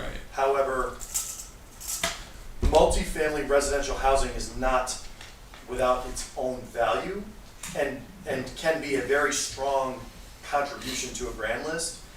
The developer is always gonna do what the market is asking for and is unlikely to convert a commercial, they're not gonna spend the money to convert a commercial building and go through the entire building code change, which is not insignificant, to go to residential housing if the market will just give him a commercial tenant. Understood. So yes, that will happen, but I don't think that you're gonna see people saying, yes, let me go sink couple $100,000 into my building to go residential if they can just put a for lease sign up and have a commercial tenant show up. What you're likely to see is unused or underutilized commercial buildings now shift and maybe go in this direction or see perhaps mixed use. Yeah. But it's a substantial lift under the building code to make these things viable for residential occupancy. And I don't think someone would do that lightly. But a lot of towns see strong additions to their grand list through the addition of multifamily housing. So I wouldn't, maybe we can look at quantifying that, but I wouldn't look at this as like, oh gosh, now the town's gonna have all this money that could have been on the table that isn't. There's some strong value to multifamily housing that. That's helpful to hear. Yeah. It seems like there are, in terms of underutilized, the mixed use and the second story above existing retail is low-hanging fruit, and there may be some strong demand in the commercial district for that. And looking at this proposed regulations in light of the existing commercial spaces that we have, I guess I'm trying to wrap my head around if this would allow for that development. You know, I'm thinking of like the building above with the tapas restaurant and the eye doctor, and that, you know, that second story seemed, I mean, I guess there are some tenants, but you can imagine that looks like a good place for some apartments above it. But is that building too long? It's one building, I guess it's two buildings with the restaurant, but, or, you know, how would they incorporate green space into that? You know, I understand the concerns about taking away from our commercial space and the concerns about high unit counts and school-aged children, but also if one of the things that, at least for our existing commercial landlords, is we want to make their properties more viable and allow them to generate more tax revenue, then, you know, looking at this with an eye towards not disincentivizing the development, you know, especially if it's not that hard to drive around the town and identify what might be use, and so thinking about it that way, and I'm not smart enough to parse this all, but that would be my concern. So if you go back to the table 16, there are 3 different sheets there. The third is for commercial conversions. Mhm. So just to that comment, what you could choose to do is strike out several of the rows that you think create barriers to the conversion. Mhm. And so the reason why we start with the 3 separate tables Yep. is so that you have some flexibility. So if you think we don't want to have, some of these existing buildings have to deal with any of those things, then we could zero out those lines without getting in the way of a new construction. Do any of our commercial spaces that might have, second story residential have parking that's not in the front? Just as an example, like the parking Hazel is. Terrace. Where Wheelers was, the parking is in between. That's the side, the side is Yeah, part of it, it's yeah. in between the 2 structures that are on Yeah. there. But Hazel Terrace has it in the back. What? Hazel Terrace has some in the back and some in the front. Yeah, I'm just, mainly to as the more as an side. example of like, But like 214 Amity, the parking for the upstairs is behind the building on Selden. And so That's the parking one with is- Subway? Yeah, the parking that's in front is for the retail businesses that are Yeah. generally on That's the one that the makes- bottom. yeah.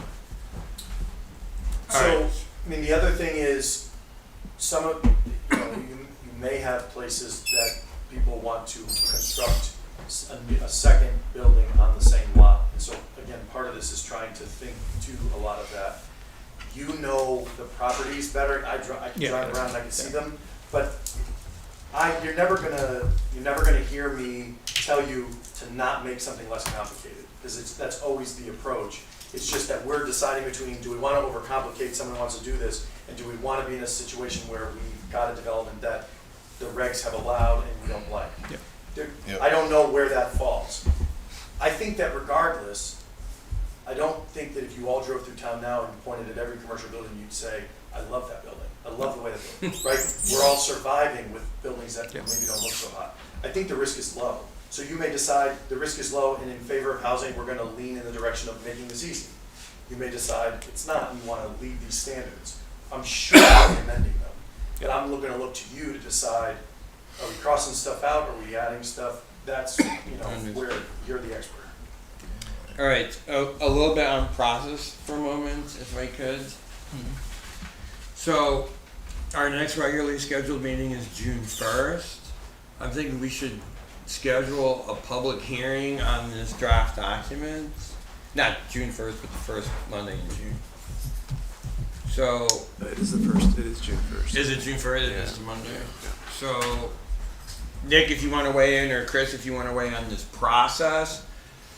So we would need a public hearing on this draft document on June 1st. Through that time, commissioners can read this.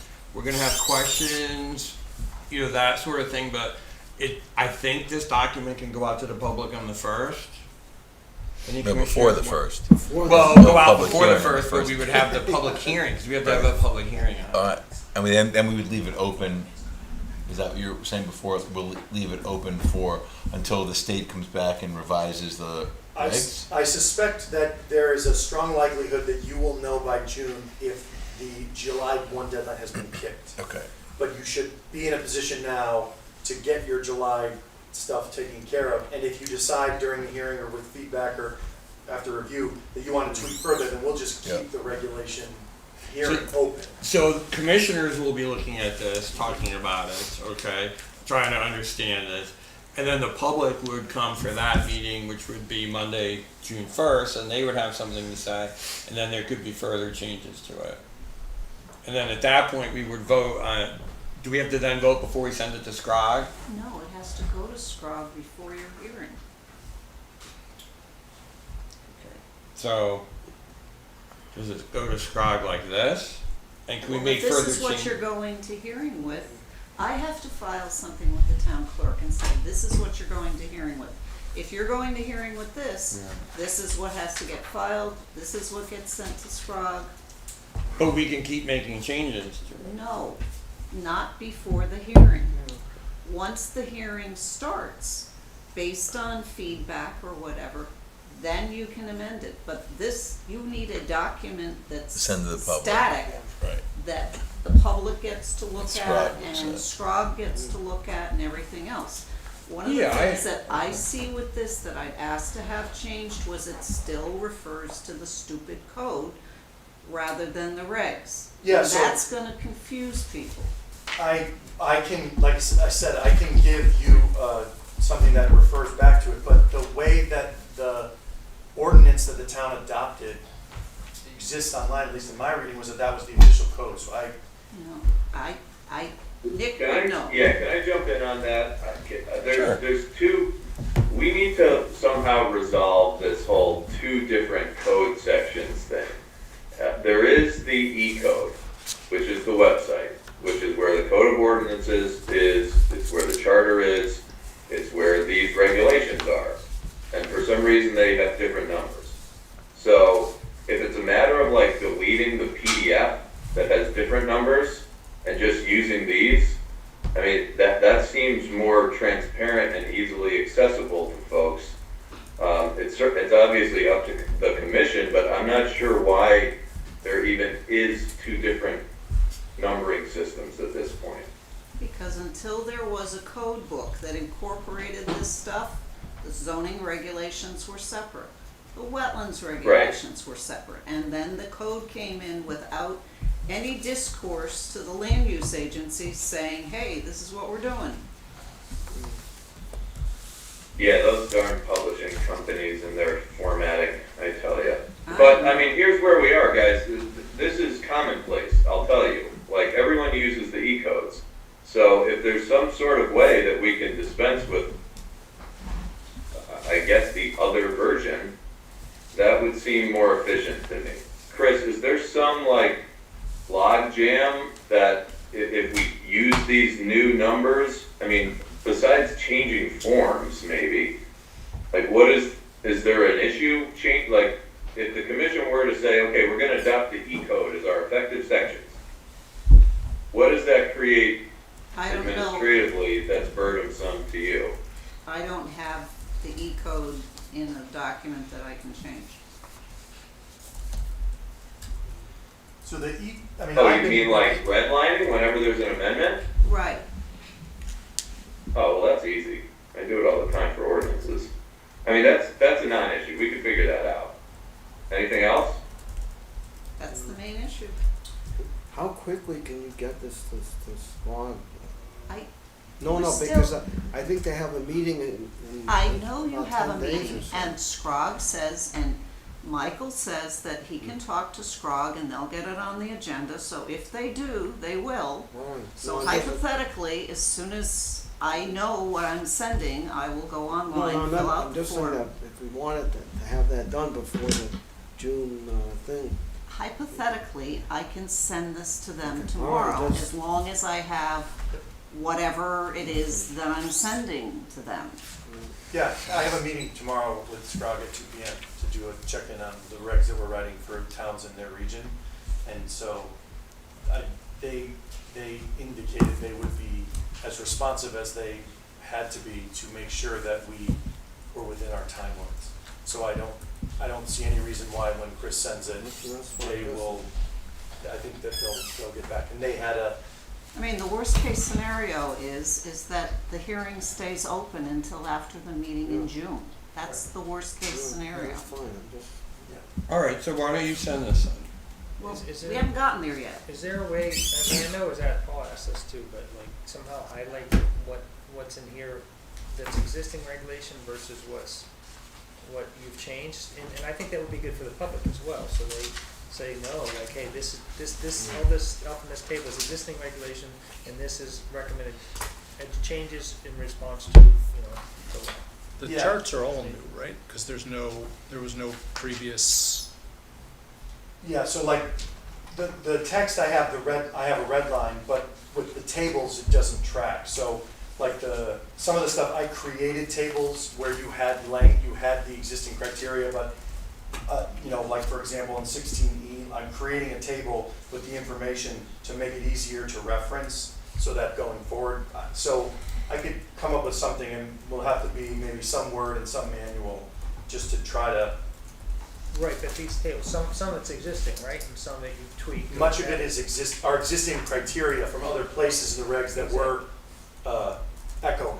Right. Right, So so- you were gonna circle what you've changed and Yeah, so PDF and send that. I will come up with some way to effectively show either, depending on how it looks, so that it'll call it out, as to figure out what will display the best. Yes, I think that would be helpful for the public meeting, if people know Sure. what's potentially changing from what.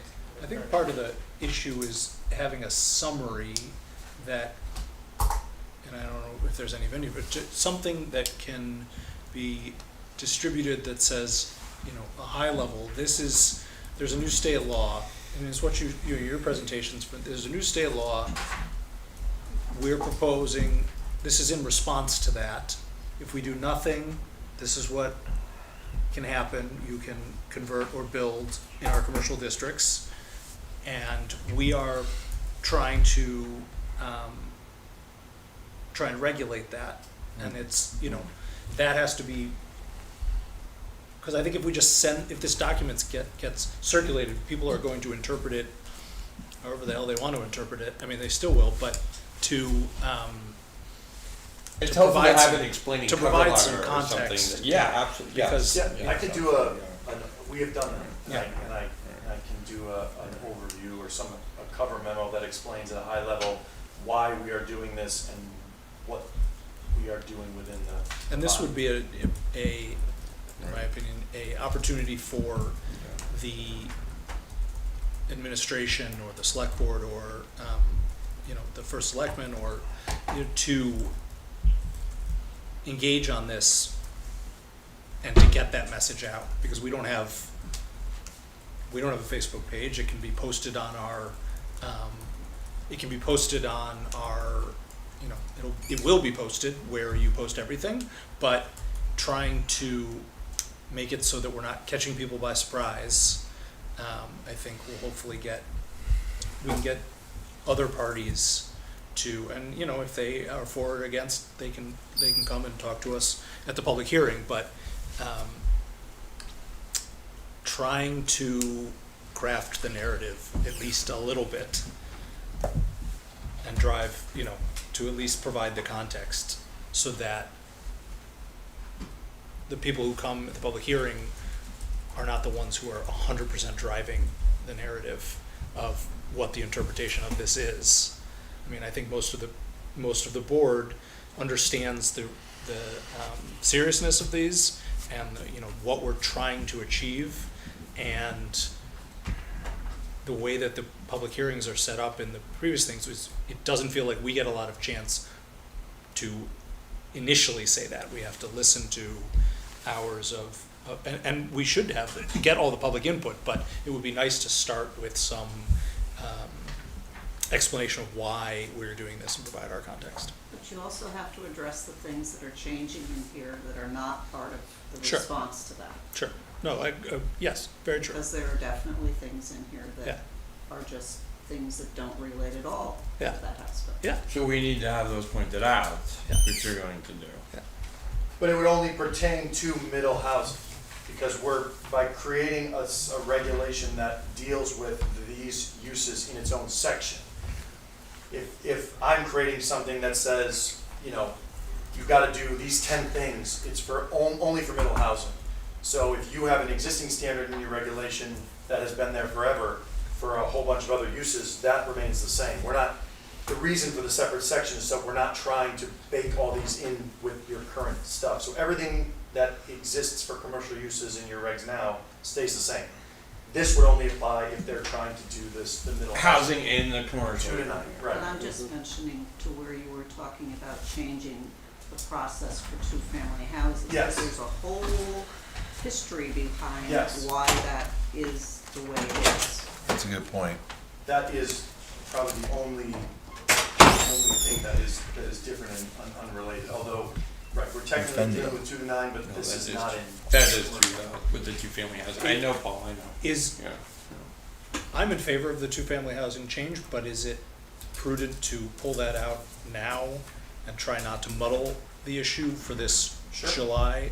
I mean, I think I think your point about the two-family housing is correct, and I'm happy to be on the record supporting the position that it should be a plan review and not a special permit for the reasons you articulated earlier, but it does seem like it could.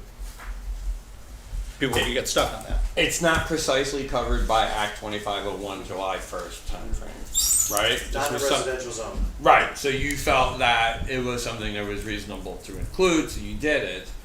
But it's not precisely so that we can say to people, this is the July 1st part of the Act 2501. So I am in agreement with Aaron's comment on that. So I would see you should pull that, right?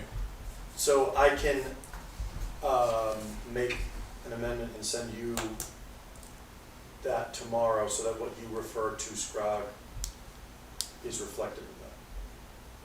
So it doesn't have the Are zone. we gonna then have another document that's marked up?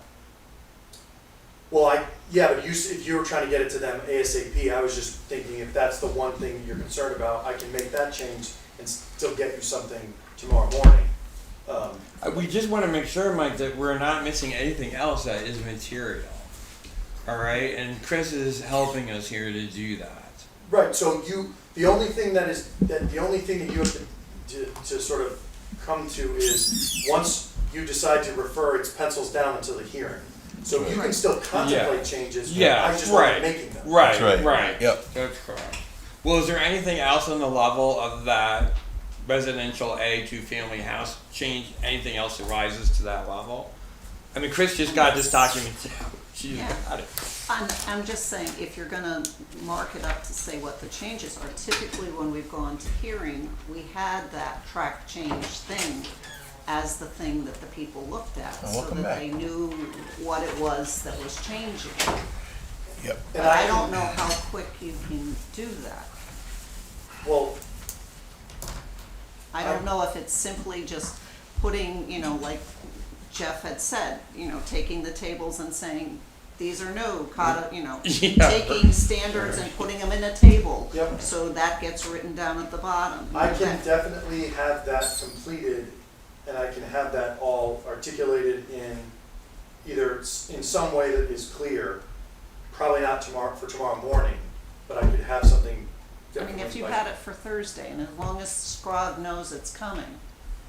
Yeah, I should be able to have something there. Yeah, let's do that, okay? I mean, I don't wanna miss God, but I wanna do it right, I wanna be careful. I mean, the thing that we hear consistently from residents is they want transparency, and to go and publish a document that doesn't show that, and then publish a different document, Yep. then It creates a even lot if, of. even if it's the same thing, it gives the appearance that you're trying to do something.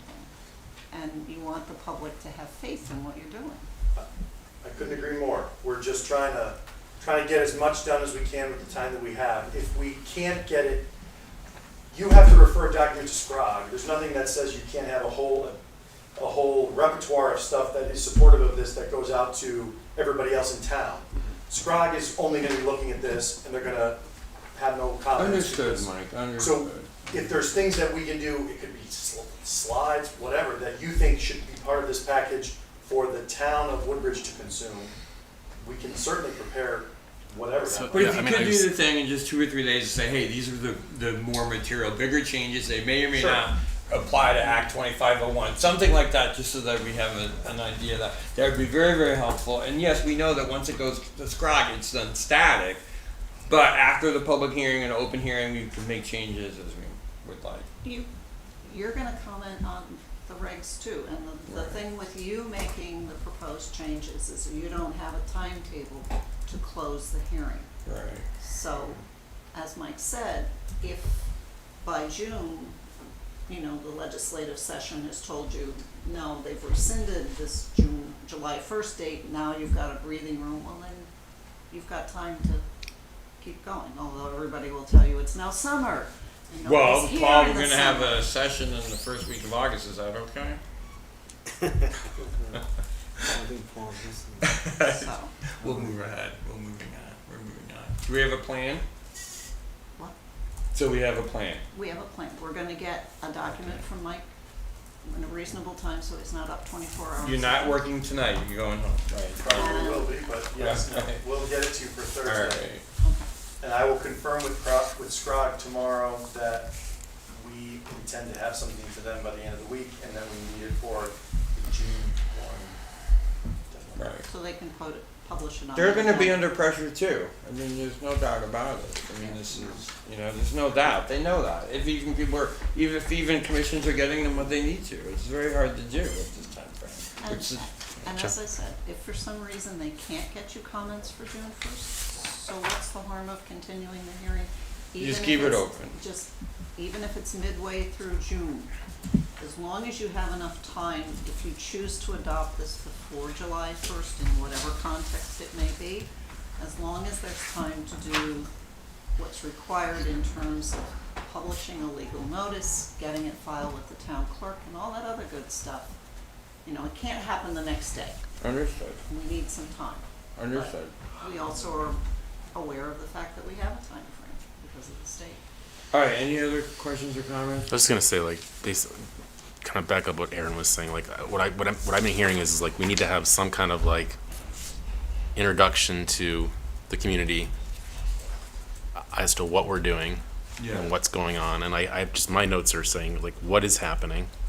Why is it happening? What are we doing about it? What is changing and what is not changing? Right. As kind of like a general kind of overview, because like if we just send this thing out and there's no like kind of context to it, right? Right. I don't want to have a public hearing. Yeah, we're gonna do that. I want to make And sure we that there's did. Yes, yeah. and we had a recent joint meeting, you were there, Yeah. okay, where we were very upfront with the Board of Selectmen and, Yeah. and Conservation Yeah. and CUPOP Okay. about what's happening and why, and the time frame. Right. I'm just thinking of the broader But audience. If to they go to the Aaron's point website, too, we want to bring in other groups in town, the Board of Selectmen and others, let them know what's happening, why this is moving as quick as it is. Yeah, it's good points. All right, so with that said, we have a few other things on the agenda. All right. Do you want to formally make a motion to schedule, Yeah. to set a hearing for June Yeah, 1st? yes, a and public. So moved. A public hearing, second, public hearing for June 1st, Monday, for, to consider changes to our regulations specific to Special Act 25-1. And I'm assuming I should get a large venue for the Try to. Can you do the senior? And a cafe? food truck. Senior cafe. food trucks. Please don't hold it in the gym, but the senior cafe. The senior cafes. I'll see if I can get that. Thank you. I don't want the fire marshal coming here and doing it. No, no. All right, work session, point number 3. Scrog, did you have a Scrog report, Bob? Well, you gave it, because the meeting, the last meeting was moved to April 21st, I sent you the information from the April meeting. that You presented. did, and thank you, and I read it into the And the record. next meeting is a little more than a week from now, so the next meeting we have on, I'll give you that squad report then, the next one. Thank you. Zoning enforcement officer update. So, I had reported to you several months back that we had gotten these complaints regarding 102 and 108. 108 Luciani, the zoning component to it was solely regarding a fence that extended into the highway setback and the height of the fence. And I met with the owner and was very cooperative. He removed the section of the fence that was in the highway setback. He reduced the level of the fence in the other section to 4 feet, so he's compliant. With 102, they had structures that were found to be within the required setback. And so they're gonna pursue doing an application to the zoning board of appeals for a variance request. I'm anticipating that will be on the schedule for June for the ZBA, because they've already got the site plan done. And so I'll let you know Bless how you. that goes from there. But the other issues that were raised within the concerns that were given to us went out to other entities. So the building department is pursuing those things which are building related. Can't speak for what's happening at Public Works, because right now they don't have a director, but they're aware of what the complaints are. And Who's the acting director? we have no acting director. Okay, good. My understanding is that they're gonna be posting something for that position, but am I right, Nick? Nick's awake. Is the board? I do not know Oh, where that stands. okay, I think that's what's gonna happen with that one. And other than that, I just run around and pick up signs. Thank you for doing so. They have been sprouting a little bit, but It's thank you. spring, they sprout. They do. If you Any see some on some corner or somewhere, let me know. And, you know, any correspondence, Chris? Something came in today, right? It was about looking at our laws and fines or something. Oh, that was Nick. That's from Steve Bono, yeah. The request to look at, Right. yeah, the fines and whatnot. So Nick had offered to discuss that. Remember it. Are we talking about, correspondence from the deputy? The Yeah, deputy First selectman, selectman, yes. yes. Yeah. Yeah, oh, that's right, yeah, I replied to Mr. Mono, I'm not sure that there really is anything for this commission. It sounded like there was some interest in, allowing for, basically a ticket where there's a zoning violation. That needs to be done by ordinance, which is the Board of Selectmen's purview. So I will carry that forward with the Board of Selectmen. It basically just gives an enforcement tool in Chris's toolbox. Basically, if you're out of zoning compliance, you could get a civil citation from the zoning enforcement officer that carries a monetary daily penalty until the issue's resolved. And we see that in many of our other municipalities as an additional form of deterrence and obtaining compliance. I move that she gets a gun and a badge too. No. Guns don't work. Maybe a nightstick. Some towns and some towns. Any other correspondence? Not that I'm aware of at the moment. Thank you very much. All right, so we have two sets of meeting minutes that I'd like to go over. A special meeting at December 18th. Anyone want to have anything to say or discuss about that? As I said previously, I didn't feel the minutes entirely reflect what happened. I did object to the seating of Kathy Hunter, that she'd been seated, that would be the third time in a row that she was seated and voting, and I felt that that was very unreasonable. It didn't seem to be the right way for the alternates to be dealt with, but I felt that should be included in the minutes. I see an asterisk here. It says, Hunter is in rotation to vote and voted in place of Skolnick. Wisny objected to the seating of Hunter in place of Skolnick. Yeah, but it's in there, but I feel that the details that she was seated 3 times in a row, and I think it isn't reasonable for that. If we have that kind of a system, I don't think we have a good system. Yeah, no, I understand what you're saying about the system, but in terms of the minutes, Bob, don't you feel that they are sufficiently accurate? I don't, but I'm just a person here, so. I want to hear what you have to say. Understood. Okay. Well, Bob, you could, if they get second, you can propose an amendment to the minutes. Well, my amendment is. Or correction. Is that I objected because she had been seated, was the third time in a row she was seated and voting. Yeah, and that is on the record, and that is noted here, right? And it's noted in the tape of the, it's on tape. Recording. Yeah. What's that? It's on the recording. Thank you for saying that. That's You're the word welcome. I was looking for. I couldn't find it. Archive, you could also It's use in it. the archive. Yeah. It's in the archive. Any other comments on that? Just Thank you. Any comments on the April 20? sorry, just add please the second N in my last name. Yeah. The what? The second N in my last name. We don't need a motion for that, though, do Well, it gets included, it's a Typograph layer. we? Okay. Any comments on the April 21st meeting? That's a Hauptdeutsch thing. No? Motion to What? I'm sorry.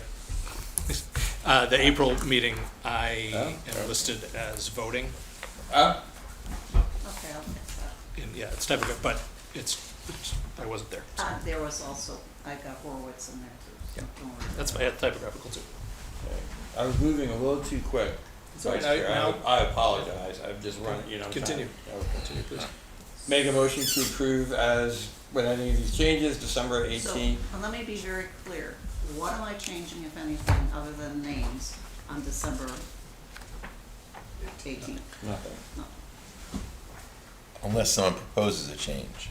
That's why I'm asking. Does Bob need to be, What's are wrong you, with are, that? are you seated I'm not seated. tonight? Okay, so probably you couldn't propose an amendment anyway. Is that accurate? He can talk. Yep. We didn't let him. Kentucky can't vote. No, you didn't He want just to can't talk vote. about We that didn't meeting. let him talk. We can I wasn't allowed propose to an speak at amendment, that but he meeting can't either, talk at but a anyway, different meeting. I just. Nick, are you hearing this? I just feel that should be put, that So what it's, she was seated and voting 3 times in a row, which I felt was very unreasonable, and I said that at the meeting. would you like to add just an additional clause that said something like, and express concern regarding the process that has been used to seat alternates? Yes, that would be fine. So may I please make a motion, Chris, at the end of this first asterisk paragraph, so that it should read, Wisny objected to the seating of Hunter in place of Skolnick, comma, and expressed concern regarding the process that has been followed to seat alternates. Is that adequate? And I will second that motion. That's very Sure, yeah. All right, so that motion has to be voted on before we vote on the minutes, correct? No, you just vote on the minutes With that added. amendment.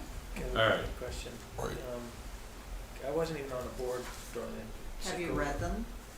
Um, If you've read them and you're not the maker of the mover of the motion, you can vote on it. okay, even though I wasn't. You can also abstain if you want. Or you can Yeah. just say,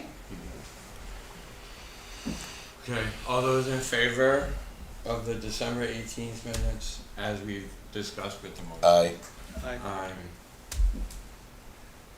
Any against? Abstentions? One abstention, okay. All those in favor of the April 21st, 2026 minutes? Oh, I thought we were doing them together. Okay. no. No, I split it apart. Sorry. And make sure you get the extra letter in Mr. Hopkins' name. Yes. Okay. I don't need a motion for that, right? No, that's Okay. form with Typographical typographical Okay. corrections. All those in favor? Aye. Aye. Any against? Abstentions? Alright. Mr. Schatz? I do have a question before I move. I'm sorry, but if Bob brought something up, but Nick, this is really for Nick. Please. So, and I don't want to bring up our dirty laundry, but Bob brought an interesting question up. At the meeting on December 18th, Nick, I don't want to say made a decision, but Bob asked if he could speak, and Nick said he could not at that hearing at Center School. So, and I thought that was, we'd always allowed it previously, so Bob couldn't speak then. But now we don't have a contentious hearing, and we're all kind of speaking in. So we have a little bit of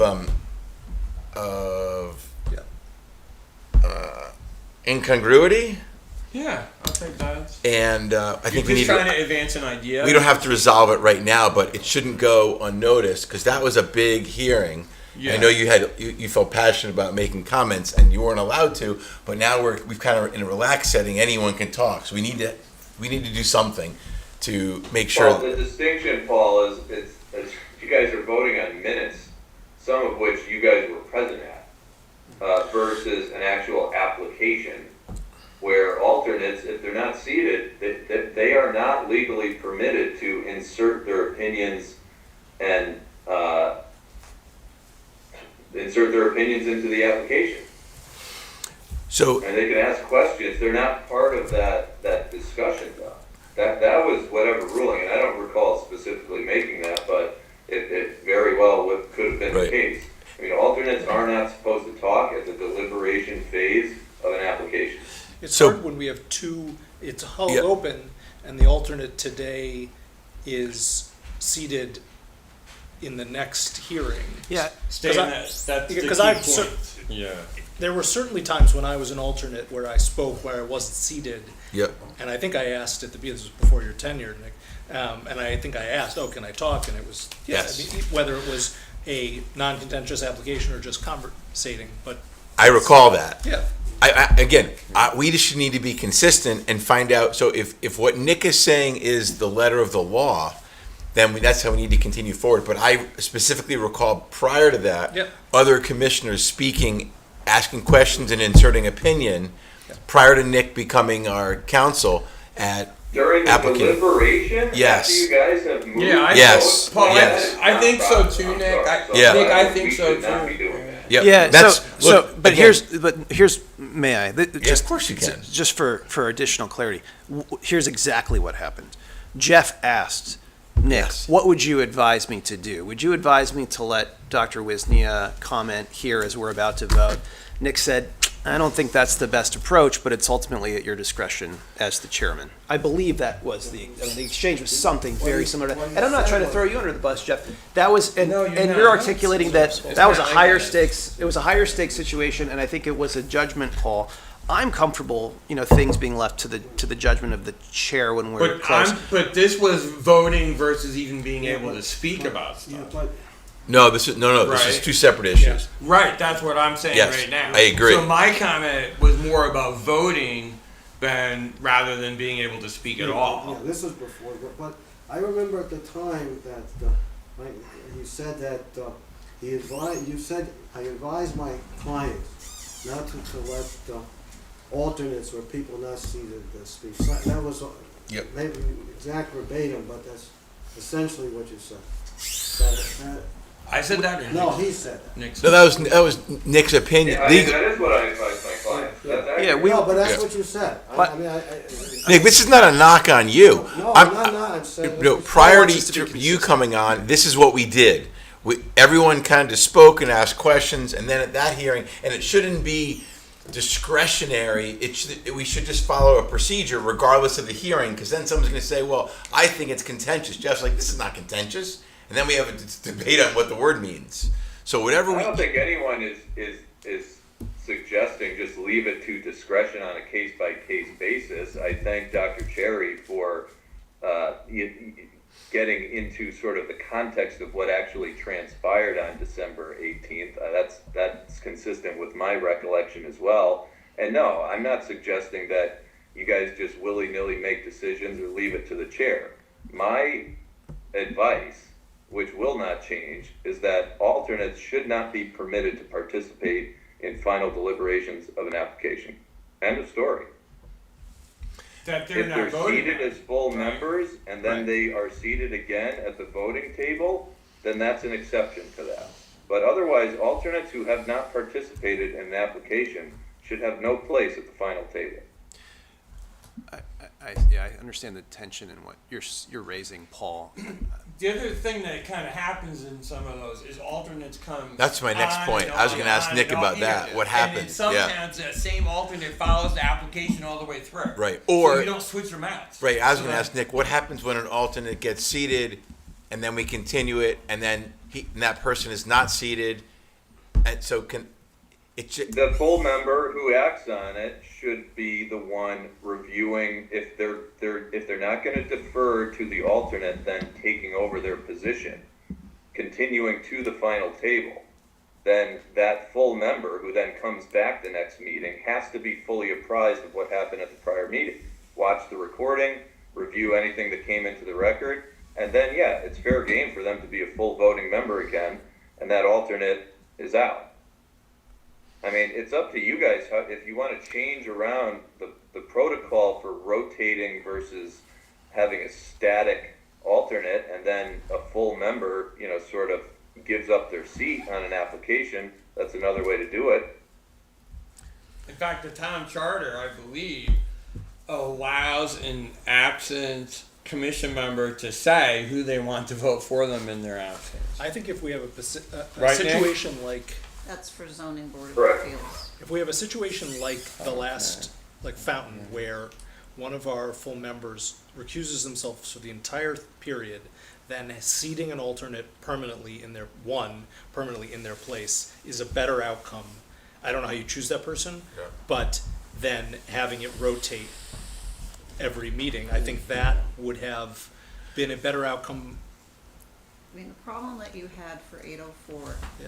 is that almost consistently you had two full members who were not here. No, of course, And and one of them yeah. was abstaining, Yeah. and one, you had Rob who resigned. Yeah, no, but I do think that an abstention where we know that they're gonna be out, and, we're talking about this for contentious things, and there will be more, but, Well, then you guys have to come up with the policy that you want. yeah, no, not tonight. We'll talk about it, Nick, and we'll brief the commission in future meetings on this topic. Or it's something we should discuss. Yes, I agree.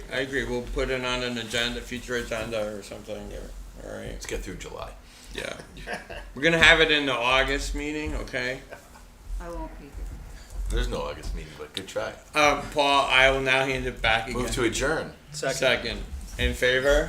Aye. Aye. Against? Abstain. Okay. Chris, do you want this for the record?